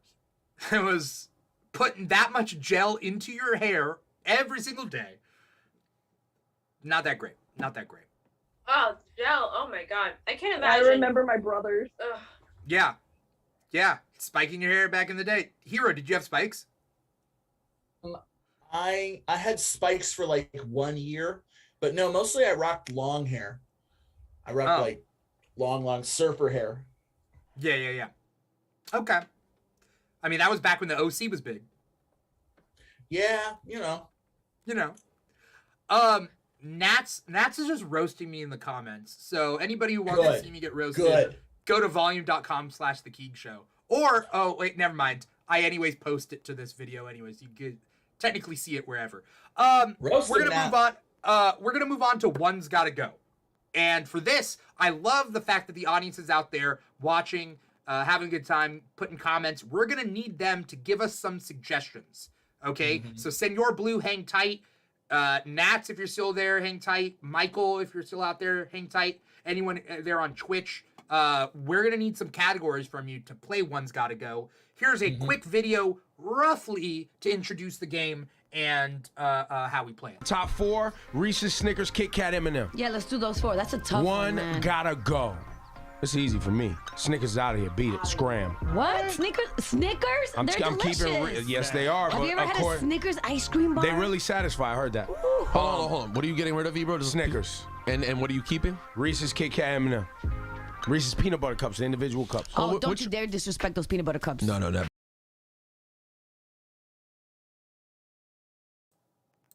All right, so with that little video, we were taught they're giving us 4 items. We need to come up with what's got, like, one has got to go, right? And then we're going to need other 4-item categories from you guys out there. Let us know in the comments, and we'll get to that. But first, might as well go with what they were saying. Between M&M's, Snickers, Kit Kat, Reese's Cups, which one would you get rid of? Hero looks very studious right now. Oh. Sorry. Yeah, I've switched over to lawyer mode. Okay. So I'm ready to do this. Jensen, what was Jensen? Oh, everybody has glasses. Oh, yeah. Oh, my glasses aren't near me. Light, though. My I glasses feel like are too Jensen far has away. become my rival, and Mine I are love too. I'm the newer version. So, does anyone have a clear, definitive answer? These M&M's gotta go, I would say. Really? Yeah, I'd Oh. pick Reese's and Kit Kat over M&M's. Okay, let's break Like this my down. favorite candy. M&M's let's out break of this down. all of them. Oh. Hold on. Jensen. So, Reese's is my favorite candy of all time. So that's not going Oh, anywhere. yeah. Normally Sorry. I would have answered. Normally I would have answered M&M's. However, I just opened the M&M store at Disney Springs, and having an M&M straight from the factory tastes so much different than the ones that you get like at Walmart, and it is a game changer. So I'm gonna go Snickers. You're going to get rid of Okay. Snickers. Okay. Fair. Hero. right, I'm little gonna put a history. cap. I'm gonna put a cap on your explanation. All right, I'll go quick. got- what you got I 40 got? 3 minutes? 40, Time me. 45 seconds. 45 seconds. All right. M&Ms were created to defeat the Nazis. They gotta stay. Reese's are the best of both worlds. They gotta stay. Snickers got a little bit of everything. They gotta stay. What is a Kit Kat? A chocolate-covered wafer. Fuck that noise. It can't figure out if it wants to be a cookie or a cracker or a goddamn candy bar. It's out. Okay, that's good. That's the most concise. It's a really good argument. I don't know what to believe though. No, for real. M&Ms were created by the Mars company because chocolate bars kept melting when they would ship them over to the Pacific Arena. So they were like, hey, we need some type of chocolate for the boys. And they were like, okay, cool. We'll candy coat them. That way they won't melt. That's where M&Ms literally come from. They helped us win the war. There's no way in fuck Captain America is going to let M&Ms not represent. That is Cool. true. I remember from all of my videos at orientation opening at Mars. Like that was the Okay. thing. Like their whole thing was that it You won't want melt Red in Skull your to win? hand. Yeah. You want No. Hydra to win? No. Then Doing we these, keep like, M&Ms what as is the happening? vanguard of candydom. Senor Blue out there says, "Why he yelling at me?" And then sad robot faces. That's my friend. He's hilarious. You know what you did, Senor Blue. You know what you did. I'm coming for you. I'm gonna get rid of Snickers. I'm gonna get rid of Snickers because I don't eat peanuts in my chocolate. I don't eat peanuts in my candy. I don't like peanut Yeah, M&Ms I don't really either. like nuts in my chocolate. Yeah, Yeah. I'm with Yeah. you. So I love Kit Kats. Kit Kats are simple. They're the best simple candy because they're simple. M&Ms, obviously awesome, and then Reese's are just so different. How I get it. I would get it if somebody didn't like peanut butter, they would get rid of Reese's. That makes sense. But as long as you're willing to Any eat candy bar that you peanut, can eat wrong shouldn't be on the table. any candy bar that you can eat wrong, If I opened up a Kit Kat and took a bite out of the side of it, yeah, everyone would lose their shit and say I did it wrong. yeah. That's a bad candy bar. But Wait, you're you also just don't doing do it to it be a wrong. contrarian. No, I'm just saying, why do that? Why do that to yourself? There's no wrong way to eat a Snickers. There's no wrong I mean, way you to could eat a say the Reese's. same thing about string cheese.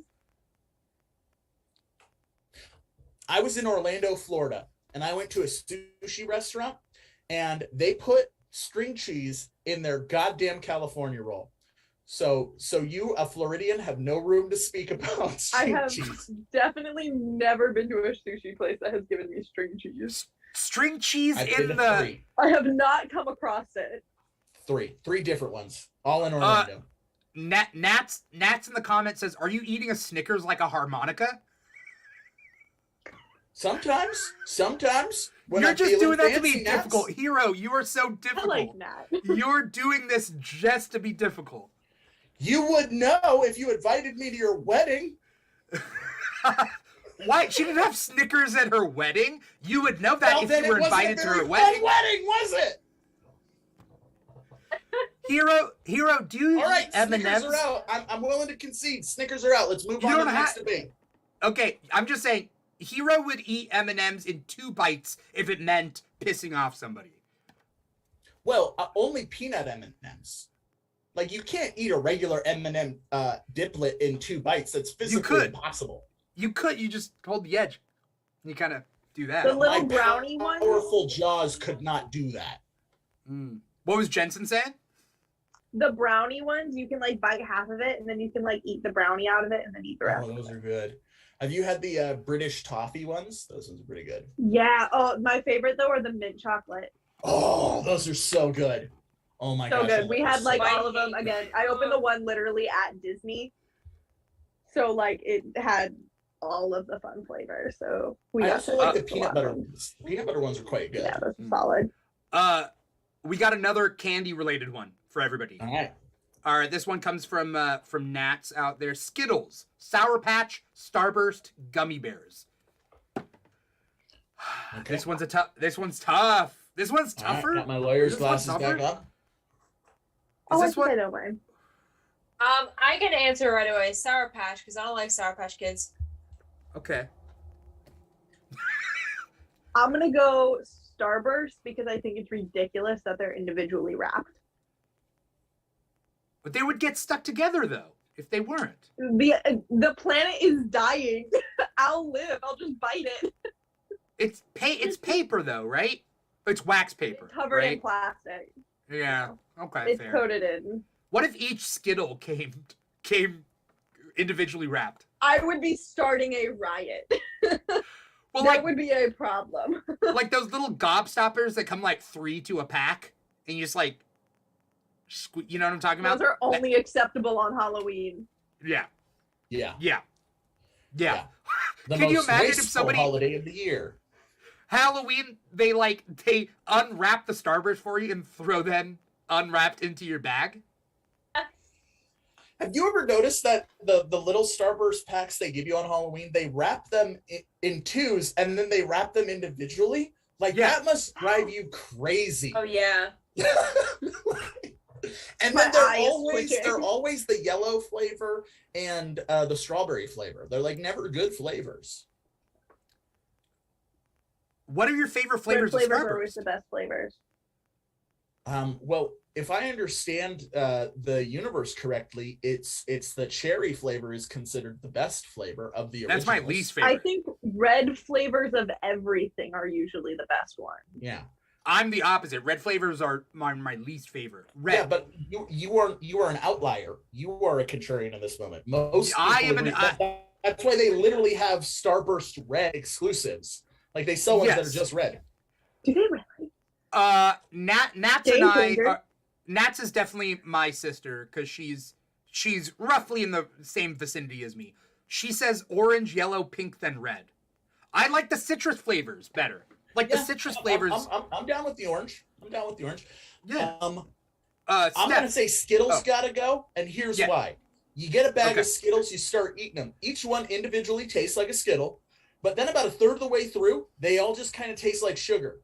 and you and throw then them you're like- all in at once. Well, no, even if I you're kind of eating feel them that way about this individually, they're entire like- list, though. and then they kind of fuck up your tongue. You're like, what's going on here? And like, no, not a fun experience. Not a fun experience. Gummy bears, Nobody- love them to death. Sour Patch Kids, gummy bears that are just like pretentious. They're like theater kids. That's fine. I'm not mad at them. I was a theater kid. So was I'm I. still I'm a not theater mad at it. kid. Wait, what's a theater kid thing? Sour What? Patch are the theater kids of the Oh, gummy it is. universe. It is, yeah. True, Yeah, though. They're- There was a they're lot of little girls that were tougher, they're jealous. a little more sour. They're kind of an acquired taste, but like you can get behind them. Like they're really good with alcohol. Like a Sour Patch Kid shot, that's a theater kid and Oh, some yeah. booze. You're having a grand old time. That's a party. Right. The theater Um, parties? Exactly. Yep, No better exactly party like than a that. theater party. Oh, exactly. Starburst, it's like, okay. Now and laters suck. What are those other ones? No. They're better. What are those? They're called Jamba? No, what are they called? High chews. High chews are better. No. High chews are so right in the good. middle. What am I They're thinking? right in the middle. They're not going to piss anybody off. Mambas. I like Mambas? Razzle. Yes. Oh, Mambas are good. But what I'm saying is Starburst offend nobody. Nobody's like, hey, fuck you. Thanks for giving me a Starburst. If I'm being really honest, I don't really feel that aggressively about any of these games. If somebody's giving me candy, I'm gonna be happy no matter what. I mean, Exactly. that part's Someone true. gave me Skittles, I'm punching them in the mouth. Like, If somebody gave you Yeah, I don't like the Skittles. little pack of Thank Skittles, you don't like those? no, the little bag of Skittles, nah, The I'm ones that you throwing can it do right like back in a at 'em. shot? Like the fun size ones? You can do them in like a shot. We're like, put them in alcohol? No, I mean out the bag. Like rip that sucker open and take them all at once. All right, Dimitri. Shots of nerds. Everybody shoots their nerds, right? Oh yeah. And when you get the little box and you open it, Mm-hmm. you shoot the nerds back, right? You shirt the nerds, yeah. Shirt the nerds? Shirt the nerds. Shirt the nerds. Hey, I'm 2-4 locos deep. You're lucky I'm still standing. Oh, that's right. I forgot. I was gonna go get myself something to drink an hour plus ago, and then I didn't. So, all right, Dimitri, we're probably better. You gotta pick. We all picked individual ones. We got a Starburst, we got a Sour Patch, we got a Skittles. You gotta pick. I'm going to pick Sour Patch to get rid of, only because I have a limit on the sour. Like, I can't finish a whole bag of Sour Patch Kids. I could finish a whole bag of Gummy Bears or Starburst or Skittles, but I can't. There's a limit on the Sour Patch Kids. So for you guys that didn't like got rid of Sour Patch Kids, is it exclusively the kids or also the watermelon ones? Because the watermelon ones are superior. They're both great, but also for my reasoning alone, is the best sour candy in the world. I still like Sour Patch Kids. You just don't like Sour Patch Kids at all, Steph? Yeah, I don't like anything sour. Yeah. Oh, that makes sense. There's a limit. I like sour, but only to a limit. And I'm like, Do they after have a certain point, I'm like, AMPMs out on your side of the world? What? Do they have AMPMs out on the East Coast? The AM/PM like time? Yeah. No, like the convenience store. I've never seen them. Oh, like convenience stores? Yeah, like the convenience store. No. Okay. Do they have Out here, time? they got a convenience store called AMPM, and they sell these little gummy sour watermelons that are incredible. They're like the best. I'm gonna ship them to both of you. What bags of them? Just a quick question for East Coast. Your gas stations are connected to convenience stores, right? For the most part. Yeah. Like they have a convenience. We just got Buc-ee's. Game changer. That's exactly what I was going to ask. Why I've never heard of Buc-ee's. What are the ones in the East Coast? I know about the ones in Florida. Yeah. Okay. It's probably more in Florida. Yeah, there's only like 2 that I know of. There's one in St. Augustine and one in Daytona. So even still on the same side of Florida. They're like, one, the gas is usually a little cheaper. There's like 100 pumps. And then inside it's basically like, so it originated in Texas. Imagine like Texas Walmart. Like a more Texas Walmart? I was gonna say, isn't that just Walmart? Like it kind of has like it has like a place where you can get like barbecue in the middle of it. And it's like solid barbecue, and that's coming from somebody from the South. Like it's solid. There's like your normal convenience stuff, like times 10. Then they have like a kind of like a boutique, like if you think about like a very like southern, like kind of like home goods boutique. If one of those is in it. And this is a Buc-ee's? It's amazing. Yeah, this is a gas station. It's amazing. I feel like we would go like at midnight and just stock up on stuff, come back and watch like 3 horror movies and just eat barbecue, and like their homemade fudge is really good. They have like praline cookies. So good. That's crazy. It's such a fun time. It's just an experience. Steph, roughly where are you on the east? I live in Connecticut. Oh, okay. So So that's a whole different vibe. That is yeah. that is a whole different vibe than Florida. Yes, that is New England. Yeah. But we have Cumberland Farms. That's what it's called. So it's It's a like a gas chain? station. Oh yeah. So it's a gas station and it has the regular store. There's you go in there, there's a bunch of snacks you'd buy. And then they also have like your cigarettes, whatever. But yeah, it's a gas station. It's the bigger one than like other gas stations that we have. Their building is like bigger. But people that live in New Jersey or like go to Jersey know of Wawa. Wawa is like the most iconic We have gas Wawa. station convenience store you could go to. Yeah. We would go to I Wawa would've every time we'd go to Six Flags in Jersey, and everybody knows Wawa. I don't know why. I mean, the name is great, but like everybody knows Wawa. We don't have one here in my state, but in my state it's just Cumberland Farms. But yeah, another big one's Yeah, Wawa. I feel like Buc-ee's is Wawa if you made it Texas. Everything comes back to Texas. Like that's the Yeah. vibe. Well, love that because it Texas is originated an in Texas, so it's adjective. literally like they pride themselves on being like the biggest gas station or whatever. It's essentially like Wawa, but Texas Interesting. Interesting. with a chipmunk. who I we love. need more of these four things. So anybody out there can come up with like well Nat said, I'm trying to see. I don't know whether this is too easy or not. Let's just say for your ice cream, rainbow sprinkles, hot fudge, whipped cream, caramel, or just caramel syrup or whatever. What do you get rid of? What? She's I'm just getting- doing like ice cream toppings. I'm trying to getting find rid of one that whipped works. cream because I don't like the texture. You don't put whipped cream on anything? I can do like a little bit, or I like to like if I get it, I'll mix the whipped cream into it. But Yeah. I can't do like I don't like mousses either. Like it's something about like the Oh. like airy I don't know. It's a texture thing. Yeah. Your mouth is like, is it air or is it a liquid or? Well, it's like I feel like there should be more to it than there is. Right. Yeah. Right. It's like when you punch ghosts. Get that. You know what I mean? Like you're like, that's Yeah. weird. Yeah. I'm like, if I'm gonna have the calories, it better be worth it. Yeah. That's fair.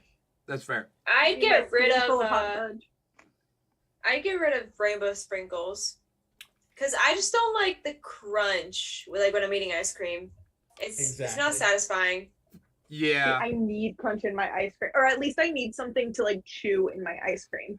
Like cookie dough Like, I ice can't cream, do, like, definitely, straight- but not Yeah. sprinkles. But like I Yeah. can't do like straight soft serve. It's very strange. Oh, I could do just a like for me when it comes to ice cream, like beggars can't be choosers, and I'm always a beggar when it comes to ice cream. Like Yeah, that's I- again the thing. Like if somebody handed me ice cream, I'm not gonna be mad. right, even bad ice cream. Like there's the big Yeah. tubs that are like this big that like barely fit in your freezer, and they're not like churned. They're just like Like the Ice. Neapolitan ones. they're like part ice. You know what I mean? I don't like Yeah. those. Yeah. I'm cool with that. I will eat that. I will make a big old bowl of literal Cream. more ice than cream. I will eat that because it's ice cream, of course. Yeah. But I'm right there. I'm right there with you on the sprinkles, because sprinkles are just texture. Like they got no flavor to them. Little Yeah. chopped up peanuts, you get a little bit of peanut flavor. You know, chocolate chips, you get a little bit of chocolate flavor. Yeah. You know, different kind of crunchy things, you get different kind of crunchy flavors. Granola, whatever. But sprinkles have no flavor. They're just texture. And it's like, Yeah. you gotta go. You gotta go. hmm Not for it. Yeah, Plus, Yeah, I'm, there is no flavor. yeah. I'm not a fan of sprinkles either. So I think we all- love sprinkles, but really just because it just feels like a party. Like you add sprinkles to something, and all of a sudden it's a celebration. do you Do you feel the same about like shredded Parmesan? That they like? Are you they're kidding? like, I just went to Olive Garden and I bonded with our waiter about Yeah. like the cheese grater. He's like, I just got a new cheese grater. I'm like, babe. Tell use that me when to cheese stop. grater. Tell me when to Make stop. it a party. Tell me when to stop. Yeah. Oh, it was it the never best stopped for Stop. me. Yeah. Why would you Like they have to challenge tell me me. like They're that? like, my arm is tired. I'm like, oh, sorry. I definitely like Uh, the shredded cheese more than like the grated, like the fine. I like shredded Oh more. yeah. What's the one on this? That's shredded. Is that shredded? I think they it's shredded. call it grated, but it's more like shredded. I Okay. think it's Yeah. just because the actual tool is called like a grater. Mhm. Okay, but like the But- grater is this, right? With the board, it has Sure. the board with the and the Oh, block. yeah. I mean, technically speaking, the difference between a shredded cheese and a grated cheese comes down to the moisture of the cheese itself. So, like Parmesan is a hard cheese, so you're only ever going to be able to grate it. You can never really shred it. So, anytime you have like a shredded Parmesan, it's not actually a Parmesan; it's a different kind of cheese. That's Yeah, softer. they use and like has the more of a one moisture that starts with content. an R. Yeah, It's like Parmigiano Romano Reggiano. Parmesan. Yeah. Yeah. Reggiano Parmesan, and that's a softer cheese. Like you can have shredded mozzarella because that's a very soft cheese, so it's very easy to shred. It becomes longer. But like straight Parmesan, that's a hard cheese, so that's only ever going to grate. It's the Those same are like tool. the ones that you like get in like the like plastic containers, right? That like Yeah. you like shake out. Yeah. Yeah. It's like, thank you for watching the Keegback, our show brought to you by the Keeg, where we just talk about cheese. I could talk about cheese all day. Oh yeah, I love cheese. Save it for hot takes and hot cakes. Hot cakes, episode 1, cheesy cakes. Ooh. I know the South has like cheesy grits and stuff. I've never had cheesy grits. But Oh, me neither. yeah. But I don't know if it's good. Is it good? Jensen, do you know? I've never had it. Yeah, I mean it's very. I mean, have you had grits? Yeah, but I didn't like grits either. Because I expected it to taste like cream of wheat. It's definitely a but it texture wasn't, thing. right? Yeah. Yeah, Well, I mean, technically but speaking- cheese makes it taste better because it's Oh. cheese. Cheese makes everything taste better. Yeah. So Oh. there's that. All right, we got it. We got some good ones. That we're gonna blow through. There's a couple of them: pancakes, crepes, waffles, French toast. What one's got to go? Crepes. What? Who said I would that? say Who? I would say crepes You get the too. least amount of food with crepes. Crepes gotta go. The I'd say quality crepes, is yeah. so much better. The quality of crepes is French so toast good. is the top, though, and I will French not be toast, accepting our yeah. Yeah, so French good. toast is the king. Yeah, Oh, let's rank them then, because we're all kind of in unison. Like, Yeah. I'm rank not. them. Okay. don't lump me in. French toast is first. Uh-huh. I would say yeah, Then French toast waffles. first. Uh-huh. Then pancakes. Uh-huh. And then crepes.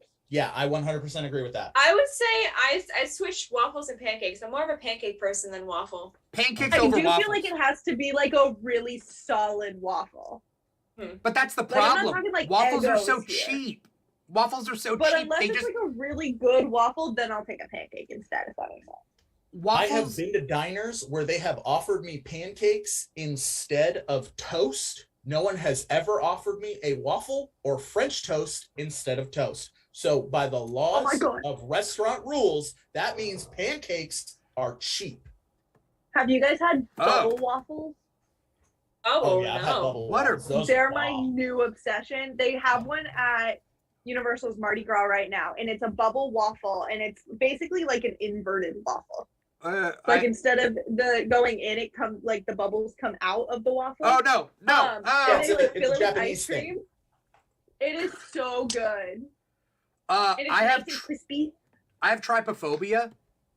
I think it's called Tryptophobia. tryptophobia. Yeah. Bubbles. Freaks me out. You may not like that then. Oh, well, then that's why you don't like waffles, dude. It's the same thing. It could be, but it's also Don't bring your because fucking bias into this, Dimitri. No, We're just no. trying to be empirical here. Here's my thing. Waffle batter, because of the way waffles are made, all you got to do is get enough, like, to make a waffle, all you got to do is just make that structure. But for a pancake, pancakes hinge on, like, it has to be fluffy and just has to be good quality. Waffles can be shitty batter, and you just make it into a waffle, and suddenly everybody eats it up because it's a waffle. But a pancake, you really know when a pancake is shitty, you know? Hmm. That's what I'm saying. Waffles are just very dense for me. Yeah. In a bad way, you're saying. Yeah. Yeah. All right. As long as we're all in agreement that crepes are terrible. No! Crepes are amazing! Crepes are fantastic. But Yeah, no, they're great. I would get rid of them and keep French toast. Yeah.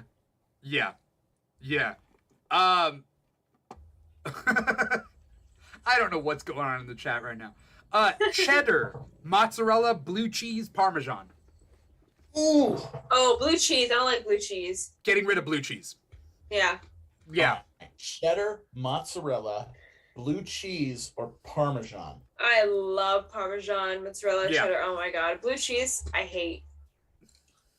Yeah, if I'm looking at just those four, blue cheese has the least amount of applications to like cuisine. There's like three things you can make with it. It's good in salads. It's good in dipping sauce. That's about it. Yeah. But yeah, that's tough. That's a tough one. What's your ranking then? Well, Jensen, what are you getting rid of? Cheddar, mozzarella, blue cheese, Parmesan. I'm going blue cheese, but only because of pizza, or I'd be getting rid of mozzarella. Because the way it comes out of water, gross. The way But pizza exists in this world. The way what comes out of water? Mozzarella. Have you seen that? Like the way that they store it? So mozzarella is a fresh cheese. It's ideally made fresh, and so it's kept in the whey water. So if you like get Ovalini mozzarella, it's literally kept in water. Or like you go to the store and you see the good mozzarella, it's kept in like a tub of water. Yeah. Okay, I think I've seen that. Yeah. I also used to work in a pie. It's just like a visual thing. I'm like, ooh, I can't see that now. Yeah. I'm saying blue cheese. So we're all getting rid of blue cheese. Blue cheese is at the bottom. Michael D, who dare I say is my brother-in-law. If that's dare I say? Well, no, I don't know if it's Michael or it's just another guy with Michael D. But Michael D says blue cheese is life, our cheese lord, and then with the hand emojis. So none of us agree. I do like blue cheese. Nope. No, I'm a never. Compared to those three, I'm not gonna choose it. If you put it up against something else, maybe, but. Right. I was about to get rid of Parmesan before I had to do a double take and see blue cheese. Because Parmesan, to me, has the least application, other than blue cheese. All I know is y'all are making me hungry. Okay, so, here, I got another four that does not have to do with food or candy. But Hero, what were you gonna say? Oh, I was gonna rank them. I think it would be cheddar, Parmesan, mozzarella, blue cheese. Retweet. What kind of cheddar? It doesn't matter. All cheddars. But like it's definitely the most, because it has the most versatile. Versatility. Sharp cheddar doesn't have a good melting point. You can't use it in sandwiches. It's also used for salads and shit. But like mild cheddar, you can use that in pretty much anything. Parmesan, that's good. That's the base of pretty much every Italian dish ever. Mozzarella, good for pizzas, kind of good in salads. Blue cheese, virtually nothing. It's got nothing. Yeah. Got no legs. All right. One final one. I think this is a good final one. Christmas, Halloween, Thanksgiving, your birthday. Instantly, I would get rid of Thanksgiving. Yeah, I love Thanksgiving, but bye. Christmas would top Thanksgiving for me. Halloween's my favorite holiday, and my birthday, I can't miss that. Yeah, Halloween. You literally can't. Best, but I'm also Jewish. But Christmas is more fun, even for a Jew. Do you celebrate Christmas? Yeah, so we we take the Christ out of Christmas. Yeah. Just like most So it's Americans. What I So say. just mass? So yeah, we call it Okay. Jumas. Okay. Yeah, I'm gonna go Thanksgiving too. But if I had to choose one, it'd be Halloween then Hanukkah. Why does Jumis sound like Al Pacino in Scarface being like, "You miss me"? That's just what it In sounds. high school, pretty much, I was the only Jewish kid in my entire school until my senior year, and that's when my brother was a freshman. So we were the only two. Yeah. Pretty much everyone's Jew jokes consisted of just changing the word "you" to "Jew." That's fair. Yeah. Yeah. Yeah. I think there's another layer you add with Al Pacino. I feel like I went above and beyond. I'm You know, really in happy pursuit- you feel that way. In pursuit of comedy. You know, the Al Pacino part, I feel like really sells it. Can I do a really bad Jew pun joke in commiseration of what you endured growing up? Gotta be honest, make me a little nervous, but okay. Okay. So I just read that the Mossad is focusing on a new martial art. Do you know what it's called? I don't. Judo. Ha. Thank you. Thank you. Okay, so we should revert back to the cheese back, I think, at that point. You know, If Thanksgiving let you eat something other than that whitewashed milk toast nonsense food, like if they were like, hey, it's Thanksgiving, we're eating just a shit ton of sushi, I'd be all for it. that might be will California's give you- Thanksgiving, though.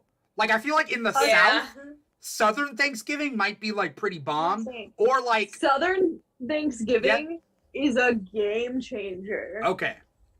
I can It is some of the understand that. best food I've ever had. Right. So I used to essentially go to Mexican Thanksgiving, Christmas, Easter for 5 years. And that's so much better. It's just, you know, it's not the same as like white Californian Thanksgiving, you know? I feel like just the other ones come with a culture. Like you get to like live in Halloween and Christmas for, if you're in Orlando, 2 months each. If you're a normal human being, 1 month each. Like there's just more to it than just like the day of. For every holiday, especially Thanksgiving. So Thanksgiving, Christmas, and Easter, I would say Easter too. My mom would make homemade lasagna, and it would be the food that you would be looking forward to the most for these holidays. So because we get lasagna for Christmas, I can easily boot Thanksgiving because I don't really eat turkey anyway. Turkey and like sandwiches, once in a while, but like at Thanksgiving, it's too dry for me. I would rather have a ham instead. But lasagna would be like the main thing you were waiting for. So yeah. That sounds amazing, and I never thought of lasagna for Christmas, but it makes sense. Even I color-wise. come from an Polish Italian Christmas. family, of course. Yeah, color-wise, it even Polish. matches, you know? Oh yeah. What did Jensen say? We do a Polish Christmas. Oh. Ooh. What does Yeah. that consist of? Kielbasa, which is like a really salty sausage. Pierogies. We do galumkis, which is cabbage, meat, rice. That sounds bomb. Yeah. Yeah. I feel like Thanksgiving is better when you're bringing in like another culture with it, because Thanksgiving as a base level holiday, Hero is right. It's just kind of but you got to bring in that like extra oomph to really make Thanksgiving count. But I would say Thanksgiving, like historically, I've had a better Thanksgiving than I have had birthdays, but like on average. But I do like my birthdays better than Thanksgiving, so I'm gonna kick Thanksgiving. Same. Also, like another aspect we're not even talking about, Thanksgivings you got to spend with your family, and that is hit or miss. Like you can have a great family, but you could also have a terrible family. Oh yeah. And then Also, once you start like, dating, white you get married colonizers. with somebody else. Now you got to do double families, and what if they don't like you? It's a nightmare. Also, See, with like, Christmas, we're with family colonization. anyway. Yeah, but Sorry. like you could on Halloween, that's your day. You can do whatever you want. Birthday, that's your day. You can do whatever you want. Christmas, you can be like, sorry, Ma, I can't come home for Christmas. The weather. No. You saying you could cancel on Christmas before you would cancel on Thanksgiving? You're not allowed to cancel Thanksgiving. You could cancel mandatory. Like, because there's no way you can celebrate Thanksgiving by yourself. You can't be like, oh, I'm gonna stay home for Thanksgiving. I'm gonna do that by myself. Everybody will be like, okay, Wait, why couldn't you killer, just what's make going yourself on? turkey? Yeah, I guess. I feel like that would actually be the easiest one to like get out of because you have to do the least amount. Yeah, I mean, you just agree. buy a KFC. You just buy a KFC Famous Bowl. They have all your Thanksgiving in one bowl. It's $5. You can do a Jewish Thanksgiving and get Chinese food. Ooh. Wait, I Jewish love Chinese Thanksgiving food. is Jewish Thanksgiving is Chinese food? I thought Jewish Christmas was Chinese food. Yeah, I was kidding. Jewish every holiday is Chinese food. It's Chinese Chinese food. food. Except for Passover. Get some That's the bagels, only one. That Get some people- matzo ball soup. All right. What was Steph gonna say? You were gonna say something? Was I? You were, I mean- then we. Oh, I mean, I was saying like for Thanksgiving. I mean, I could miss on Thanksgiving, but Christmas Eve is a bigger holiday than Christmas Day, so that'd be more important for me than for Thanksgiving. Yeah. We do Christmas Eve too. So yeah. We usually spend like Christmas Day in one of the theme parks. This Oh, one time. that's awesome! I would love to do that. Yeah, it's really fun. Like as long as you're not trying to like ride anything because the lines are super long. But like a lot of places here, they have like festivals and stuff. You just eat and drink all around. It's great. It takes a sounds lot of the amazing. pressure off. Have you guys gone to a theme park for New Year's Eve? No. Yeah. Where'd you go, Jensen? I've done SeaWorld Orlando, Universal Orlando. I think I've done Epcot. I've definitely done Williamsburg Busch Gardens. That place. That one was cool. We did 4th of July there. That was cool. And Hershey Park in Pennsylvania. Wait, specifically for New Year's Eve or for holidays in general? That was all New Year's Eve. Do you do most of your New Year's Eve at theme parks? It takes a lot of the pressure off, especially with like when my dad lived in Pennsylvania. Like it was easier for us to go visit things like Williamsburg in Pennsylvania. When it's here, my mom doesn't have to like cook. We don't have to like worry about parties. We've gotten a lot of like my parents' friends and like there are family friends that like will start like doing, because then nobody has to cook, nobody has to clean, nobody has to, and it's so local. Yeah. Well, usually just do theme parks. You don't have to worry about fireworks, especially like with our pets and stuff. Yeah, it ends up being like really efficient. I did Knott's Berry Farm on New Year's Eve once, and it was pretty cool. And like there wasn't as many people there, but it was enough to have like New Year's Eve stuff. And there was like an Elton John tribute band, and like that guy was pretty good. And then you just got to ride the rides a lot, and it was pretty. Yeah, weirdly enough, my favorite that we've done has been SeaWorld. SeaWorld like goes all out for New Year's Eve. It's really fun. Cause yeah, you guys have a SeaWorld there, and we have a SeaWorld here, right? It's just Florida and San Diego. So there's 3. There's also one in Texas. Ooh. Huh. Is it? It was really bigger? cool. When I worked for the company, we definitely tried to.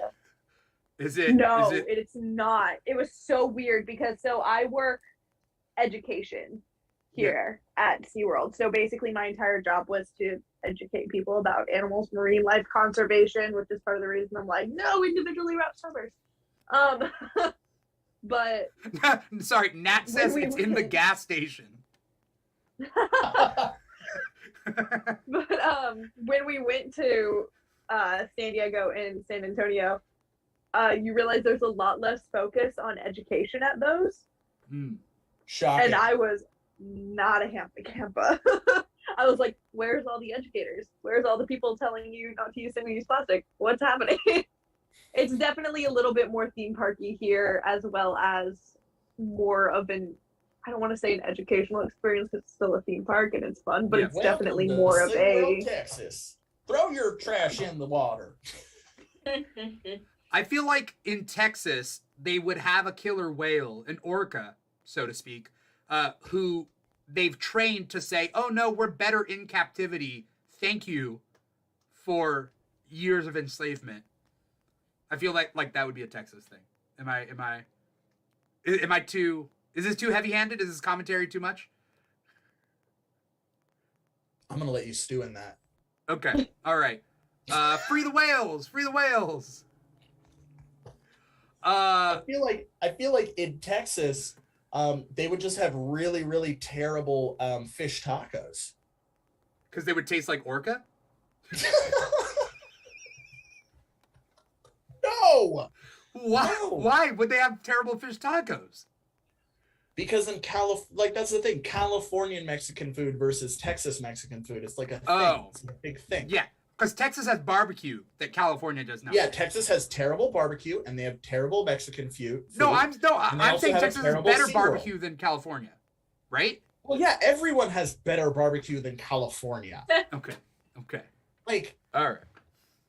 shit. All right. Jensen, you good over there? No, you're good. I'm just listening. Oh, okay. I wasn't sure. I was like, did I hit a nerve with the orca talk? You're good. Okay, cool. All right. Definitely Sorry. should double down on it. Let's have a full-on conversation about it, Dimitri. Definitely should go back. We should. I think it might be safer to go back to the cheese back. I think cheese was a safer topic. Yeah. I do like the idea that the SeaWorld is in the gas station, though. I think that'd be fun. SeaWorld in the gas station. SeaWorld in a gas station. I've 'Cause the never gas been to stations are SeaWorld. huge. What's that? Oh yeah, I've never been to SeaWorld. Have you always lived in Connecticut? Yeah, I was born here, raised here. I don't want to die here. I Come mean, visit me. Come to Orlando. That's what I tell everyone. I'm actually at the moment like trying to go to California because I studied film, there you so film industry is over there, and Yeah. that's where I'm trying to be at the moment. So hey, come on down. Uh, Always need more New Englanders. oh yeah, I have friends in California too, which is great. Oh, that's great. Is great. What are other As- things you could put inside a gas station that shouldn't be in a gas station? Bowling alley. Yes, I like that. There's a series of gas stations by my house that have a fried chicken restaurant. And I'm like, is that normal or is that weird? to have a fried chicken restaurant in a gas station? Like a full-on fried chicken restaurant. So fascinated. Not one of those if I like saw that. Subway I mean- to go things? No, like a full-on restaurant. Okay. That's Buc-ee's. Yeah, that's Okay, exactly what that's she said. I'm Yeah, telling you like, guys, look it up. It's heaven on earth. We don't And then have, you go to Las Vegas and they got casinos inside gas stations. Wait, like slots kind of casinos? They got whole sections. They got slots, they got craps, they got poker. They got, Oh, you know. yeah. So I'm like, what's the craziest thing that you would put inside a gas station? A gun range? A gun range in a gas station would be, yeah. Laser tag at a gas station. Laser tag? Laser tag. I feel like that's genius. Yeah, no. Dear CEO of Buc-ee's, have you considered putting a laser tag inside Laser your They tag. would Buc-ee's do it. establishment? We're supposed to be getting one in Orlando soon, so if any Buc-ee's was gonna have one, Yeah, It'd a be the bounce Orlando house. one. I'm like a bounce house right in the center of. that's where you get your barbecue. You have to go into the bounce house. Yes. Yeah. A sauna? That would be kind of. I mean, that's Texas. Just Yeah, a full-on. That's spa, definitely like a on full-on brand for day spa. Buc-ee's. Yeah. I mean, and Florida, actually, if we're really talking. It's like when they like the places that have like a roller coaster in a mall. Like I've never Oh yeah. like there's no roller coasters in the malls around here. But like I know in other I think places it's Mall of there are. America. Mall of America has one, yeah. But it can't be the only mall, right? That's like the one that's like known for it at least. Yeah. I think there's like one in Jersey, but I don't know. I could be wrong. There's a mall in Dubai that has a ski slope. That makes sense. Dubai's wild. Oh yeah, Dubai has Good so for much them. money. Oh yeah. That is Yeah. the You seem like takeaway they're from like this Warner Keegback. Brothers world. Oh, that What? looks They good. have one? I really want to go there. It looks absolutely insane. There's this video on YouTube that they did for promotion, and it's this guy doing like parkour through the entire land, and it sounds cheesy, but it's actually like such great promotion. Like that's what I recommend if you want to see like it's an amazing park, and that's like bucket list level park. Yeah, I feel it's like that would just be a totally cool way to immersive, right? advertise any place. To do a video of somebody parkouring through your place. But it was like really like in theme, and like Batman is like, I need your help to defeat the Joker, and he like parkours like through the Flintstones, and then like through Looney Tunes, and then he's in Gotham, and then he beats up the Joker. Superman's like, good job, buddy. Great. It's like Superman, Alright, you could have Batman done would- this like in a second, dude. Batman was like, I just don't feel like it, man. Yeah. Batman would not ask for anyone's help unless they were a prepubescent boy, and then he would dress them in gold, like red, yellow, and green, and be like, "Now I need you to jump in front of bullets for your tragic origin story." Batman runs after the parkour guy. He's like, wait, are you an orphan? Come back. I want to thank you guys so much for coming on the show, on the Keegback and hanging out, talking with us. We talked about old fashion trends. We talked about cheese, very much so. We did One's Gotta Go and talked about candy. A lot of candy, a lot of food. But I want to thank you Very three. sweet Lots- episode. It was a very sweet episode. Oh, you meant in that way. Yes, that too. Thank you three so much for coming on. Thank you to everybody out there for watching. We got Senor Blue still hanging out. We got Nats still hanging out. Michael's over there. And I know that we had other people on Twitch, so thank you to anyone on Twitch who is still watching. Always with the best names. Mr. WrestleMania 20, Mr. WrestleMania 20, Young Jesus Plays 5200, Mr. Obamacare 420. There's a lot of names. Yeah, out there on Twitch. I shared it with my Discord, so Yeah. that's all. That's everyone from my Discord. Yeah. Just it's like, how can we make our names longer and longer? Yes. Young Jesus Plays 5200. But thank you everybody out there for watching. One by one though, what's your social media? Where can we find you? What do you got coming up, Jensen? You can find me on TikTok and Instagram at Jensen Avenger, on Twitter at Jensen Vanger. What I have coming up is more nerdy content, as always. Obviously with the Batman and stuff coming out, we'll be doing lots of cool cosplays and looks according to that. And my boyfriend is, of course, always helping me out. So if you guys want to see cute couples content. You're making a new cosplay for the Batman? So I will not be. He's doing Batman. I'm thinking of doing a Catwoman look, but it won't be Zoe Kravitz. Right. That's where he has the Robert Pattinson suit. Oh, okay. Ooh, You could always be he looks Alfred. amazing in it. No. I think that'd be cool. I thought about that. I also feel like Bane is a really good move for me. There haven't was decided. recently in the comics. There was recently like a female Bane in one of the comics recently in the Joker. I think the Joker solo comic. I mean, don't put it past me, but I am a Barbara girl at heart, so it'll most likely be Babs. I love Batgirl. And I can't wait for the Batgirl movie too. Oh, that looks Oh good. yeah. Mostly Is it a movie because or a series? sorry, Is it a movie or a series? it's a movie. That one's a movie. Oh, gotcha. Yeah. But it might be coming to HBO Max and not theaters. I'm not quite sure. I think it's HBO Max. Yeah. Oh, really? Yeah. I love the And Bat it's- family. And the fact is, like, we were talking about it earlier, like, dark, gritty Batman just forgets about the Bat family. And I want the Bat family because that's my favorite part of Batman.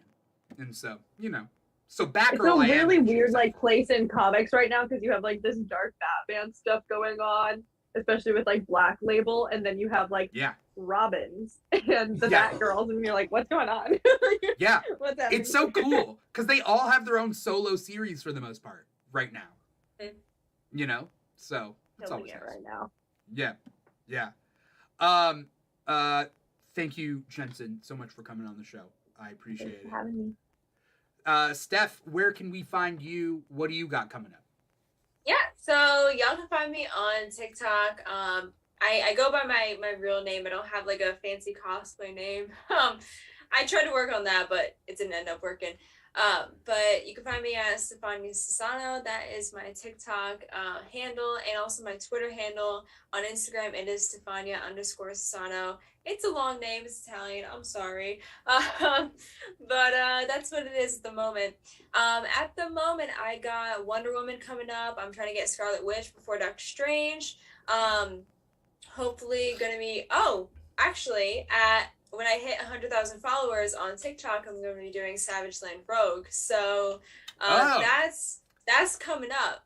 I know a lot of people want to see that because I've seen my comments. But that is also coming up. That, Wonder Woman, and hopefully I can get Scarlet Witch before Doctor Strange comes out. So I'll definitely be making more Rogue content because a lot of people love that.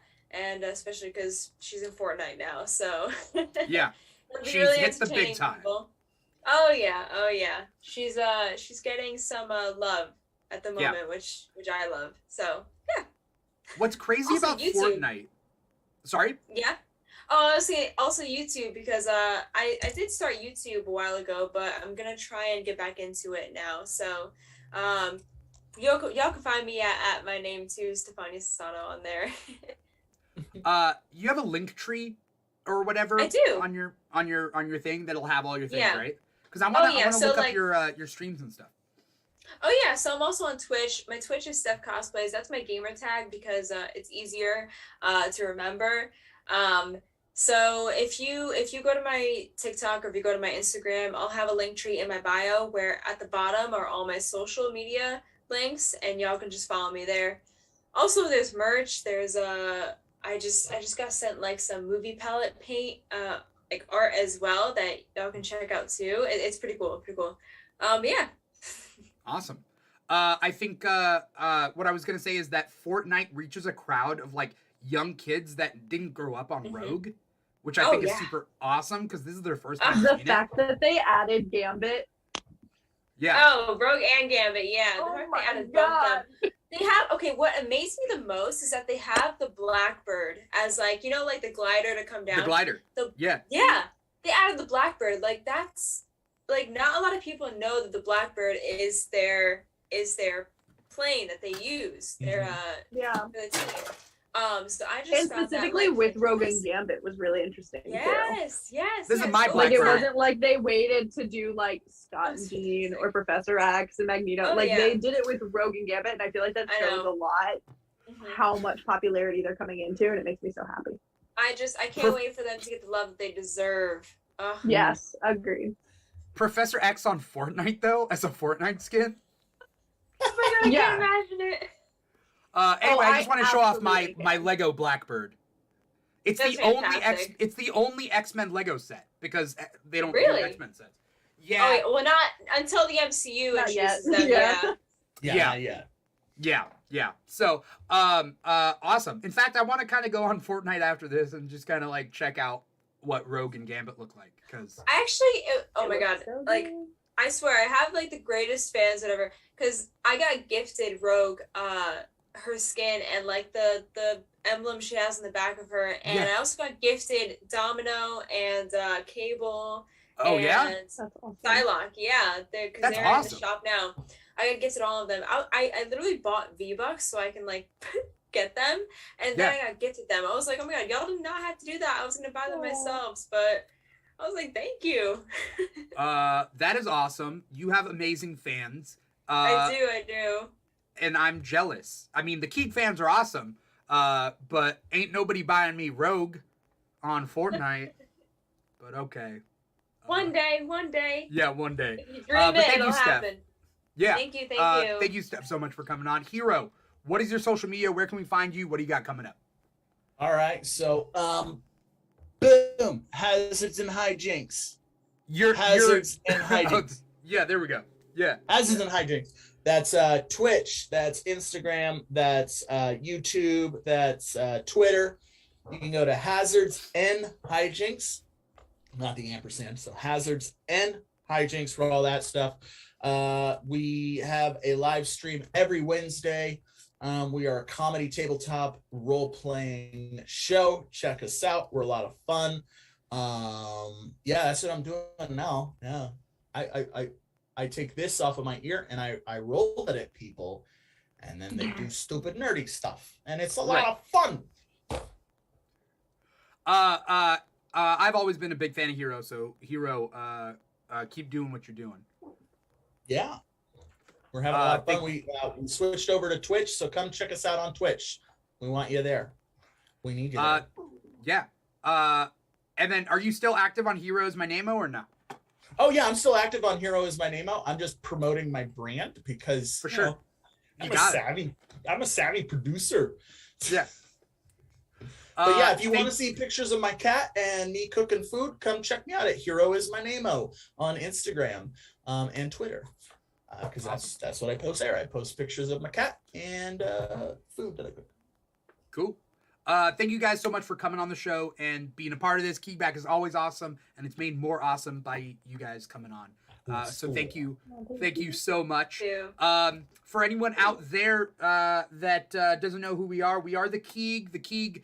This specific show is the Keegback. Tomorrow we are talking about the Peacemaker on the Keeg Live. Every Thursdays we have Comic Talk.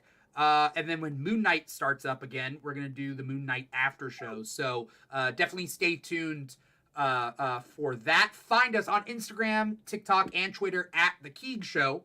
Also, you can find our live streams at volume.com, twitch.tv, or YouTube.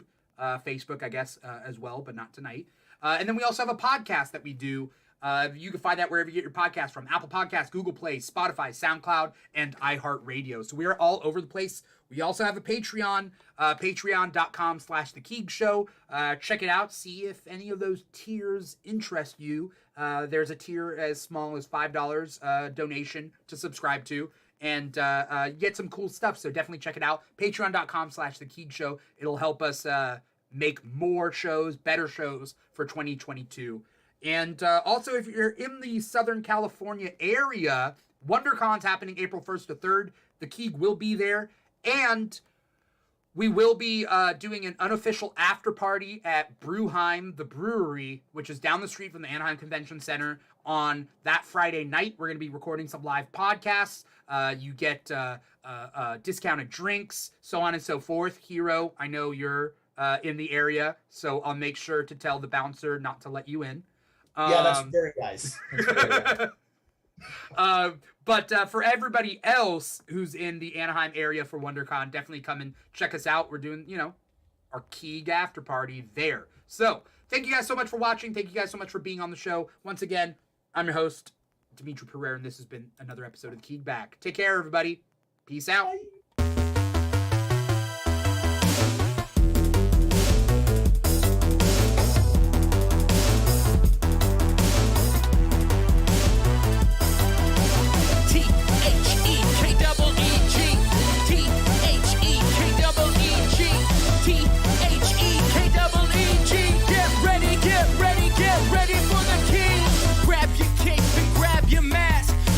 Super strong or super fast. Gotta beat the boss and get the loot. Cause it's the king. And we got geek